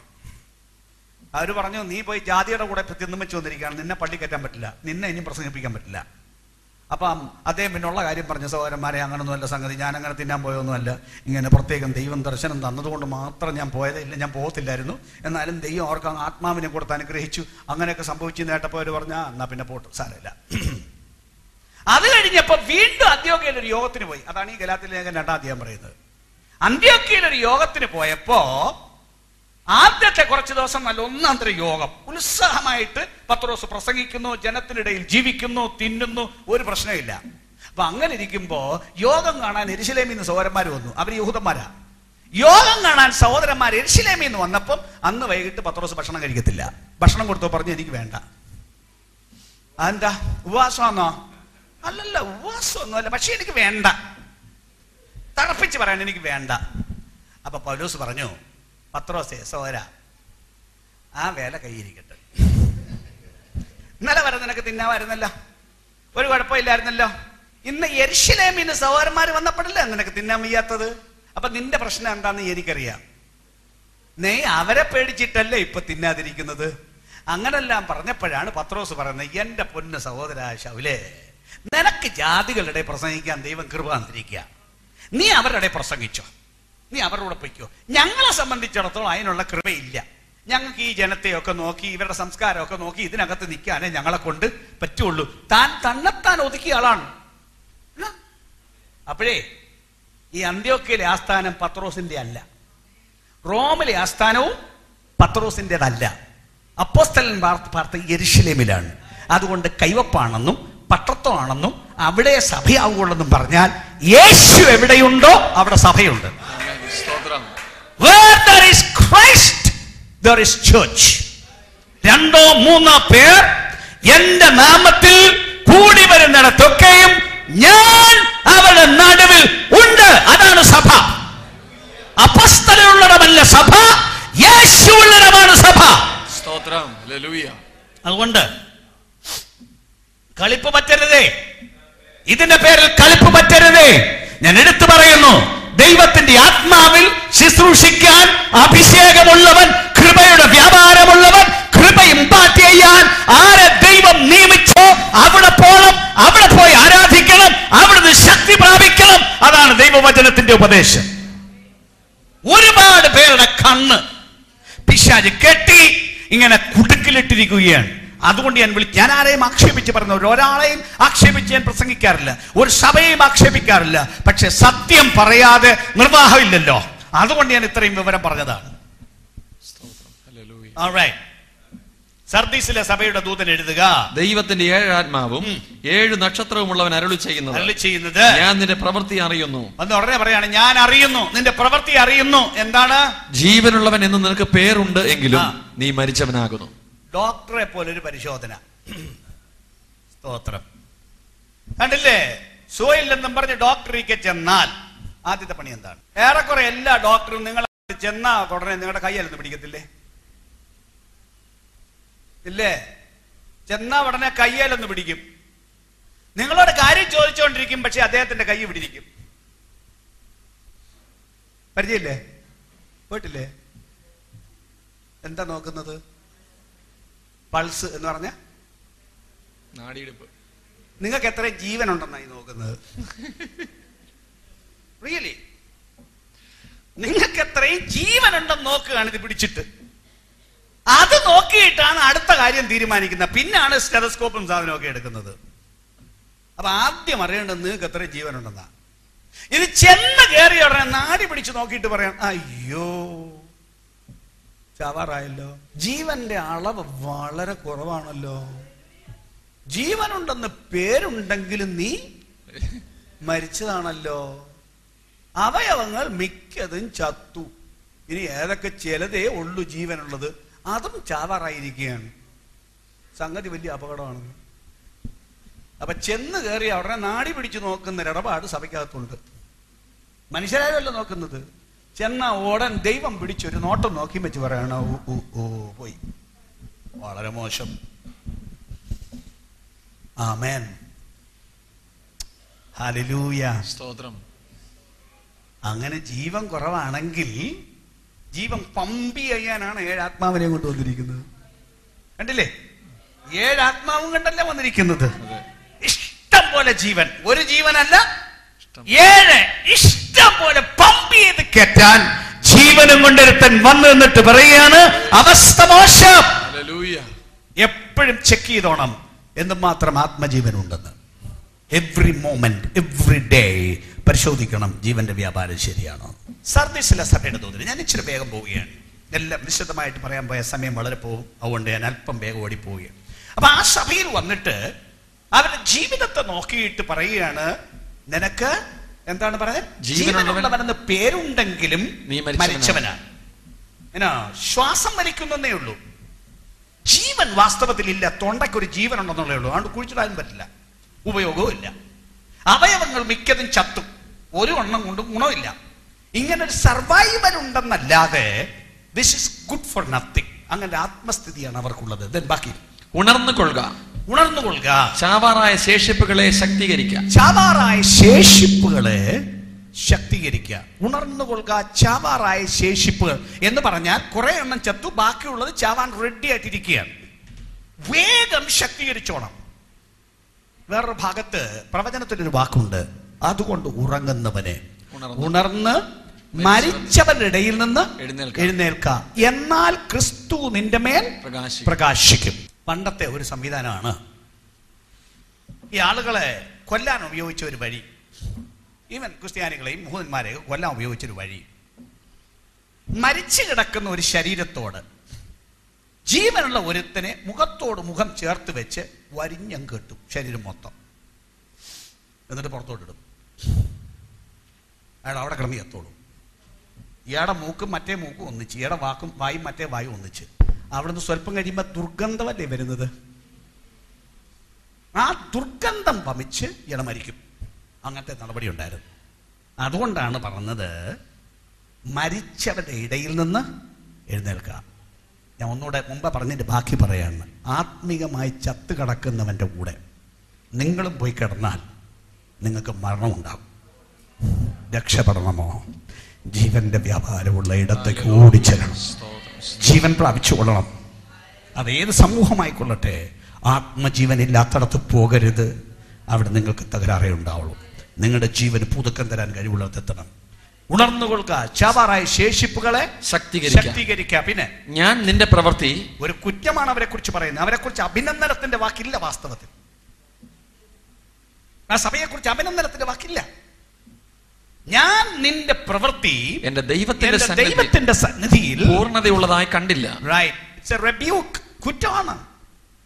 എന്താണ് പറഞ്ഞതിന്റെ അർത്ഥം? ദൈവത്തിന് വല്ലതും കൊടുത്താൽ അത് പൂർണ്ണതയിൽ കൊടുക്കണം. അങ്ങനല്ലേ മത്തായി സുവിശേഷം 22 അധ്യായം 37 38 വാക്യം പറയുന്നത്? മത്തായി 22 37 വാക്യം എന്താണ് വിളിച്ചു പറയുന്നത്? ഒരുത്തൻ ദൈവത്തെ സ്നേഹിച്ചാൽ എങ്ങനെ സ്നേഹിക്കണം?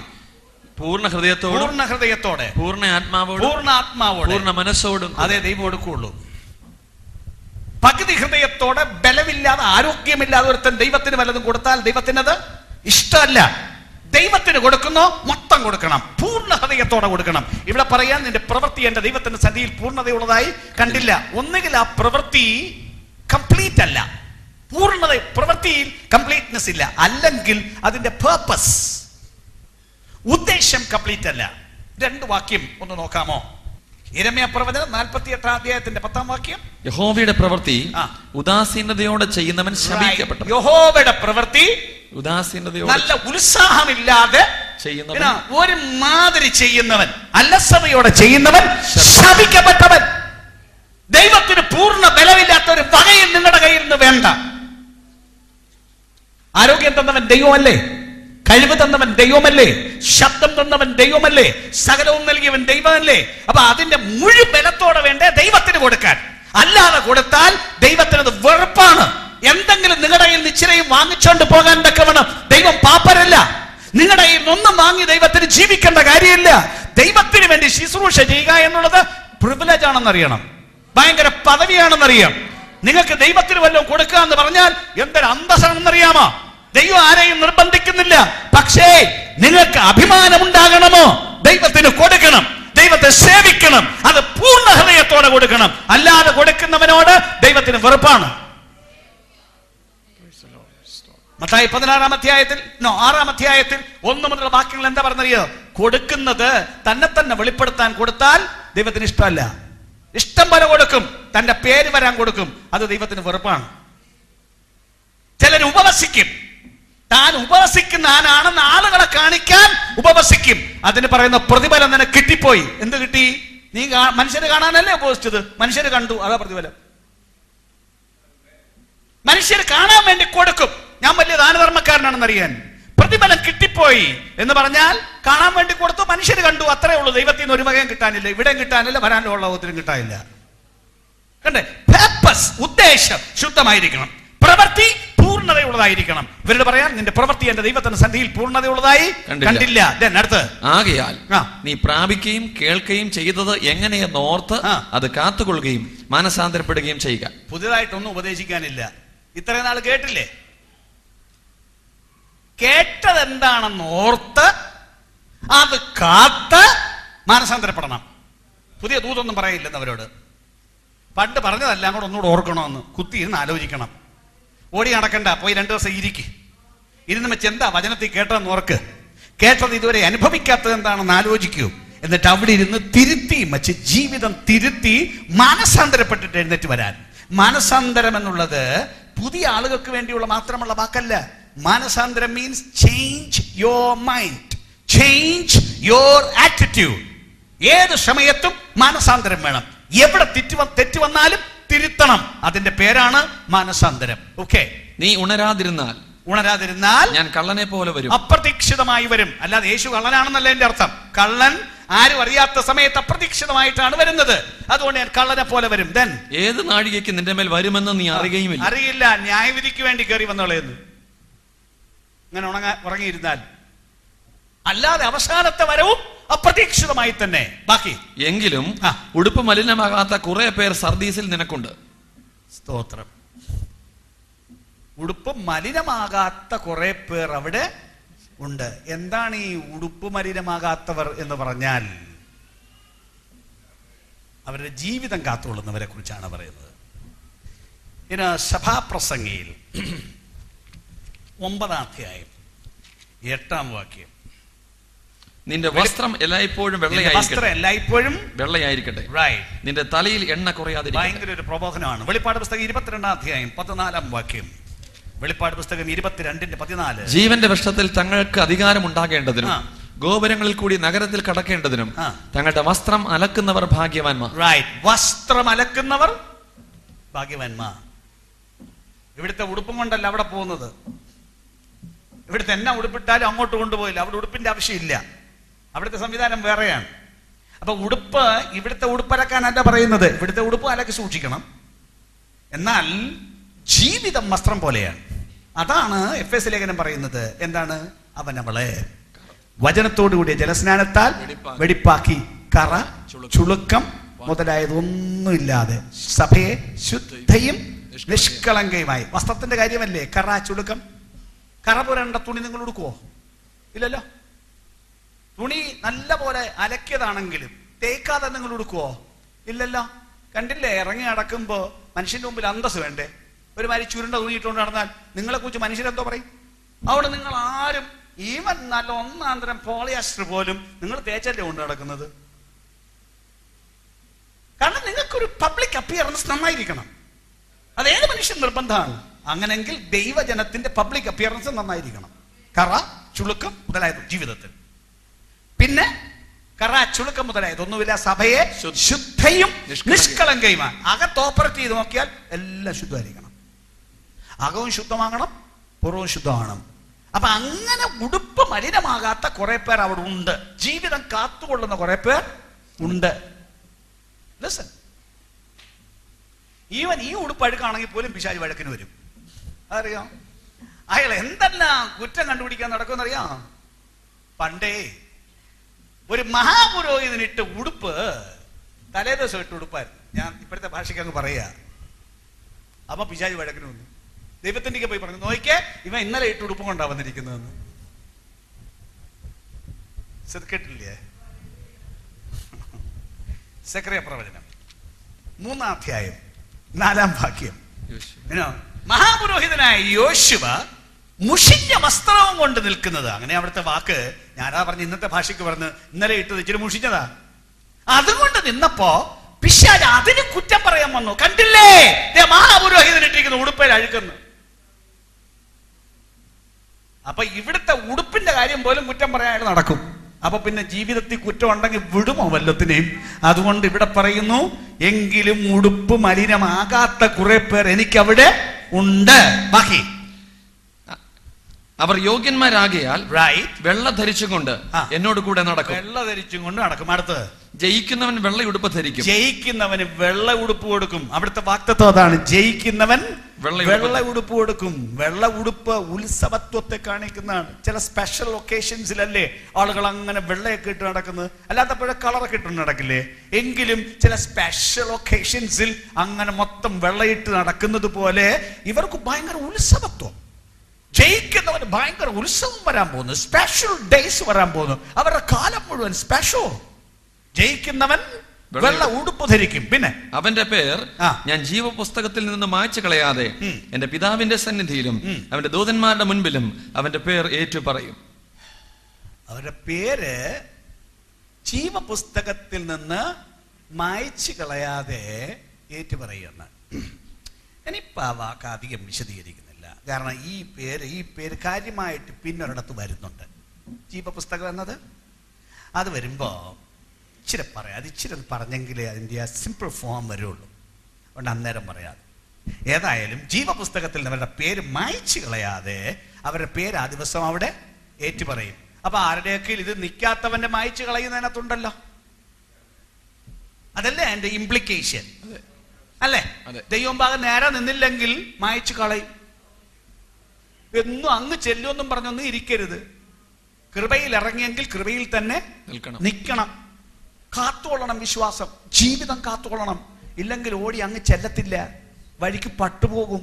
അതുകൊണ്ട് ഇറങ്ങിത്തിരിച്ച സഹോദരങ്ങളെ, ഓട്ടം ഒന്ന് ശ്രദ്ധിച്ചോണേ, ജീവിതം ഒന്ന് നോക്കണേ. ആദ്യം ഇറങ്ങിത്തിരിച്ച് ആ സ്പിരിറ്റിൽ സ്പീഡ് ഇടയ്ക്ക് കൂട്ടുക വേണം. ആദ്യം തുടങ്ങിയ സ്പീഡിൽ പോയാൽ പോരാ, കുറെ കാലം കഴിയുമ്പോൾ സ്പീഡപ്പ് എന്തൊക്കെ വേണം. ഇതിനകത്ത് എനർജി കൂടി വരും. തുടങ്ങിയ എനർജിയിലൊന്നും അല്ല പിന്നെ അങ്ങോട്ട് പോകുന്നത്. കുറെ കഴിയുമ്പോൾ എക്സ്ട്രാ സ്ട്രോങ് എനർജിയൊക്കെ അടിച്ചിങ്ങോട്ട് തരും. അപ്പൊ അതെല്ലാം വാങ്ങിച്ച് നല്ല പോലെ കഴിച്ച് നല്ല സ്പീഡിൽ ഓടിക്കണം എന്നാണ് തിരുവെടുത്ത് പറയുന്നത്. ആത്മജീവിതത്തിന്റെ ഓട്ടത്തിന് സ്പീഡ് കുറഞ്ഞോ കൂടിയോ? ഇറങ്ങിത്തിരിച്ചതിനേക്കാൾ ഉത്സാഹം കൂടുതലുണ്ടോ അതോ സ്ലോ ഡൗൺ ചെയ്തിട്ടുണ്ടോ? പരിശോധിക്കൂ, വേഗം ഓടി അവിടെ ചെല്ലണം. റൈറ്റ്? ഓക്കെ, ദെൻ അടുത്ത് ഫിലദൽഫിയയിലെ സഭയുടെ ദൂതൻ എഴുതുക. അടുത്ത സഭ ഫിലദൽഫിയയിലെ സഭ. വേഗം വായിച്ചോളൂ. വിശുദ്ധനും സത്യവാനും ദാവീദിന്റെ താക്കോലുള്ളവനുമായി ആരും അടയ്ക്കാതെ വണ്ണം തുറക്കുകയും ആരും തുറക്കാതെ വണ്ണം അടയ്ക്കുകയും ചെയ്യുന്നവൻ അരുളി ചെയ്യുന്നത്. അങ്ങനെയാണ് ആ സഭയിൽ കയറി വരുന്നത്. ഒരു താക്കോലും പിടിച്ചുകൊണ്ടാണ് വന്നിരിക്കുന്നത്. അദ്ദേഹത്തിന്റെ പേരെന്താണ്? വിശുദ്ധനും സത്യവാനുമായ സാക്ഷിയായി ദാവീദിന്റെ താക്കോലുള്ളവനുമായി. ദാവീദിന്റെ താക്കോലുള്ളവൻ അരുളി ചെയ്യുന്നത്. എന്താണ് ദാവീദിന്റെ താക്കോലുള്ളവൻ എന്ന് പറഞ്ഞാൽ അർത്ഥം? അവിടെ തന്നെ അർത്ഥം പറഞ്ഞിട്ടുണ്ട്. വേറെ വാക്ക് എടുക്കാതെ തന്നെ അർത്ഥം അവിടെ ഉണ്ട്. എന്താണ് അർത്ഥം? ആരും അടയ്ക്കാതെ വണ്ണം തുറക്കുകയും ആരും തുറക്കാതെ വണ്ണം അടയ്ക്കുകയും ചെയ്യുന്നവൻ. ദാവീദിന്റെ താക്കോൽ എന്നതിന്റെ കൃത്യാർത്ഥം യെശയ്യാ പ്രവചനം 22 അധ്യായം 20 മുതൽ 22 വരെയുള്ള വാക്യങ്ങളിലാണ്. ഒരു പഴയ വേദഭാഗമാണത്. യെശയ്യാ 20 മുതൽ 22 വരെയുള്ള വാക്യങ്ങളിൽ, അന്നാളിൽ ഞാൻ ഹിൽക്കിയാവിന്റെ മകനായി എന്റെ ദാസനായ എല്യാക്കീമിനെ വിളിക്കും. അവനെ ഞാൻ നിന്റെ അങ്കി ധരിപ്പിക്കും. നിന്റെ കച്ച കൊണ്ട് അവനെ അരകെട്ടും. നിന്റെ അധികാരം ഞാൻ അവന്റെ കയ്യിൽ ഏൽപ്പിക്കും. അവൻ യെരൂശലേം നിവാസികൾക്കും യഹൂദ ഗൃഹത്തിനും ഒരു അപ്പനായിരിക്കും. ഞാൻ ദാവീദ് ഗൃഹത്തിന്റെ താക്കോൽ അവന്റെ തോളിൽ വയ്ക്കും. അവന്റെ തോളിൽ ഏൽപ്പിക്കും. അവൻ തുറന്നാൽ ആരും അടയ്ക്കുകയില്ല. അവൻ അടച്ചാൽ ആരും തുറക്കുകയുമില്ല. അന്ന് ദാവീദ് ഗൃഹത്തിന്റെ താക്കോൽ, ദാവീദ് വലിയ രാജാവായിരുന്നില്ലേ, അവന്റെ താക്കോൽ ഈ എല്യാക്കീം എന്ന് പറയുന്നവന്റെ കയ്യിൽ കൊടുത്തു എന്ന് പറഞ്ഞിട്ട് ഇപ്പൊ അതിന് പകരം ഇവിടെ പറയുകയാണ് ദാവീദിന്റെ താക്കോലുള്ളവനായി ആരും അടയ്ക്കാതെ വണ്ണം തുറക്കുകയും ആരും തുറക്കാതെ വണ്ണം അടയ്ക്കുകയും ചെയ്യുന്നവൻ അരുളി ചെയ്യുന്നത്. ആരെ കുറിച്ചാണെന്നാ പറയുന്നത് അറിയാമോ? യേശുക്രിസ്തുവിനെ കുറിച്ച്. അവന്റെ അധികാരം ഇതാണ്. ആരും അടയ്ക്കാതെ വണ്ണം തുറക്കുന്നവൻ, ആരും തുറക്കാതെ വണ്ണം അടയ്ക്കുന്നവൻ. അങ്ങനെ ഒരുത്തൻ വരുന്നു എന്ന്. സ്തോത്രം. അവന്റെ അധികാരം ഒന്ന് നോക്കിക്കോളൂ. ലിസൺ. ലോകം മുഴുവൻ കൂടെ ചേർത്തൊരു വാതിൽ അടച്ചു വെക്കുകയാണ്. അടച്ചും വെച്ച് തള്ളി പിടിച്ചുകൊണ്ട് നിൽക്കുകയാണ്. നിങ്ങൾക്ക് വേണ്ടിയോ തുറക്കാതിരിക്കാൻ. ദൈവപൈതലിന് വേണ്ടി തുറക്കരുത്. ലോകം എല്ലാം കൂടെ വന്ന് അടച്ചു വെച്ചുകൊണ്ടിരിക്കുക. ദാവീദിന്റെ താക്കോലുള്ളവൻ വന്നോട്ട് ആ താക്കോലിട്ടൊരു തുറപ്പ് വെച്ച് ഒരു തള്ളു തള്ളുമ്പം ഈ തള്ളിപ്പിടിച്ച് നിൽക്കുന്നവനെല്ലാം മലന്നടിച്ച് വീണിച്ചുകൊണ്ട് ഈ വാതിലങ്ങ് തുറക്കും. മുഴുവൻ ലോകവും തള്ളിപ്പിടിച്ചാലും അതിനെ പൂട്ടിവെക്കാൻ പറ്റില്ല. ആമേൻ. ആരും അടയ്ക്കാതെ വണ്ണം തുറക്കുന്നവൻ തിരിച്ചവർക്ക് അടയ്ക്കാൻ പറ്റില്ല. ദൈവം തന്റെ ജനത്തിന് വേണ്ടി പ്രവർത്തിക്കാൻ എഴുന്നേറ്റാൽ മുഴുവൻ അഖിലാണ്ടം എതിർത്താലും വിലപ്പോവില്ല. ദൈവത്തെ സേവിക്കുന്നതിന്റെ മഹത്വം അറിയണം. ഹല്ലേലൂയ. പേടിച്ചും ഭയപ്പെട്ടും നടുങ്ങിയുമല്ല ഇവനെ സേവിക്കേണ്ടത്. നിങ്ങളൊരു ബലഹീനനായ ഒരുത്തനെ അല്ല സേവിക്കുന്നത്. ദൈവപുത്രനായ യേശുവിന്റെ അധികാരം വിളിച്ചു പറയുന്നു, ഞാൻ തുറക്കും, ഒറ്റ ഒരുത്തിന് ഇതിനെ അടയ്ക്കാൻ പറ്റില്ല. ആരും അടയ്ക്കാതെ വണ്ണം തുറക്കുന്നവൻ. മറിച്ച് ദൈവം വന്ന് പൂട്ടട്ടെ. ദാവീദിന്റെ താക്കോലുള്ള ഇവൻ വന്നൊരു വാതിൽ പൂട്ടട്ടെ. നിങ്ങൾ ലോകം മുഴുവൻ ചുറ്റൂ, ആരെ സമീപിക്കും, ആര് നോക്കിയാലും ഇതിനെ തുറക്കാൻ അഖിലാണ്ടത്തൊരുത്തിന് കഴിവുണ്ടാവില്ല. ആമേൻ. ഇതിനകത്തിരിക്കുന്ന നിങ്ങളിൽ എത്ര പേർക്ക് പറയാനുണ്ട്? ലോകം ഭയങ്കരമായി എതിർത്തപ്പെടും. നിങ്ങൾക്ക് പരിചയമുള്ള ലോകം, എല്ലാ ലോകവും നമുക്കറിയത്തില്ല.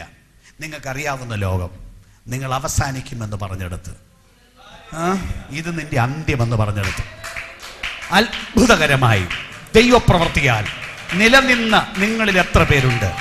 കൊള്ളില്ലേ? അവനെ പിൻപറ്റാൻ കൊള്ളില്ലേ? നിങ്ങളെ ആളുകൾ പേടിപ്പിച്ചാൽ പേടിക്കണമോ? ഇവൻ എന്താ പറയുന്നത്? ലോകം അടയ്ക്കും, പക്ഷേ ഇവൻ തുറക്കും. മുഴു ലോകമേ നീ എനിക്ക് പ്രതികൂലമെങ്കിലും, കൂട്ടുകാരെ നിങ്ങൾ എനിക്ക് എതിരായി തീർന്നാലും, കുടുംബമേ നിങ്ങൾ എനിക്ക് എതിരായി തീർന്നാലും, ഞാൻ ഒരുവനെ സേവിക്കാൻ തീരുമാനിച്ചിരിക്കുന്നു.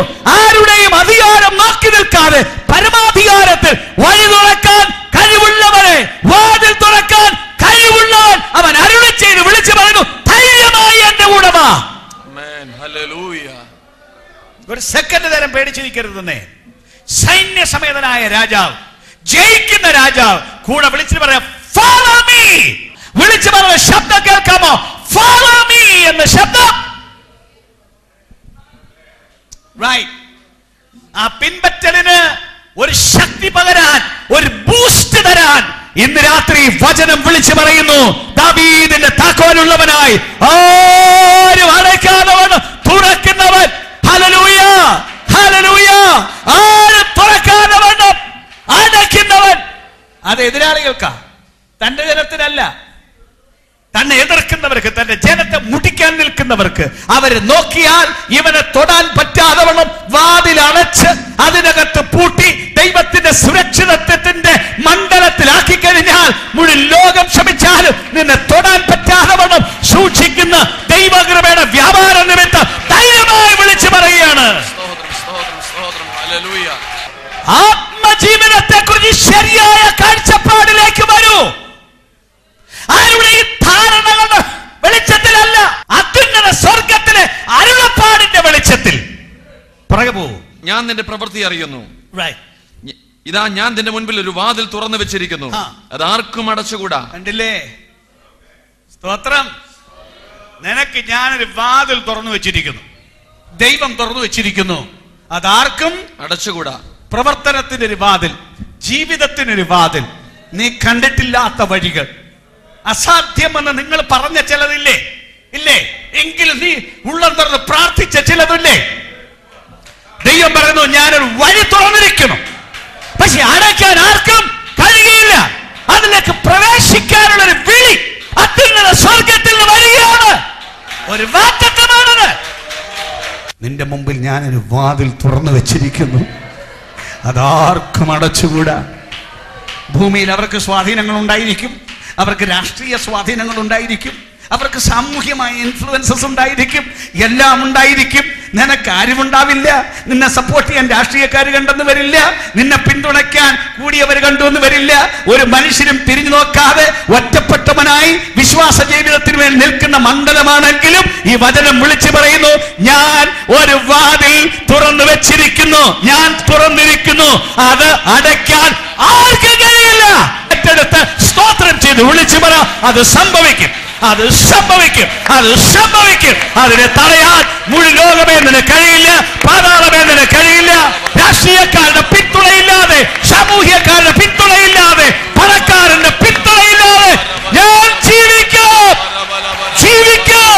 അത്യുന്നതൻ എനിക്ക് ദൈവം, ആകാശത്തെയും ഭൂമിയെ ഉണ്ടാക്കിയവൻ എനിക്ക് ദൈവം, ദാവീദിന്റെ താക്കോലുള്ളവൻ. ജനങ്ങളുടെ അഭിവൃദ്ധി കണ്ടിട്ട് ആളുകൾ ചോദിച്ചിട്ടുണ്ടെന്നറിയാമോ, നിനക്ക് റെക്കമെൻഡ് ചെയ്യാൻ ആരും ഉണ്ടെന്ന്? അടിച്ചങ്ങ് കയറി പോവല്ലേ ആളുകൾ. അഭിവൃദ്ധിപ്പെട്ട ദൈവത്തിന്റെ ജനം. അതെന്ന സത്യത്തിൽ എല്ലാ തരത്തിലും ദൈവജനത്തിന് അഭിവൃദ്ധിയാണ്.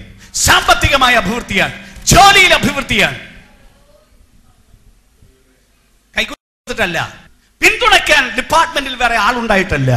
പിന്നെ ഒറ്റ കാര്യം, സകല ഡിപ്പാർട്ട്മെന്റിന്റെയും തലവൻ ഒരുത്തം മേളിയിരിപ്പുണ്ടല്ലോ, മേജർ ഡിപ്പാർട്ട്മെന്റൽ ഹെഡ്.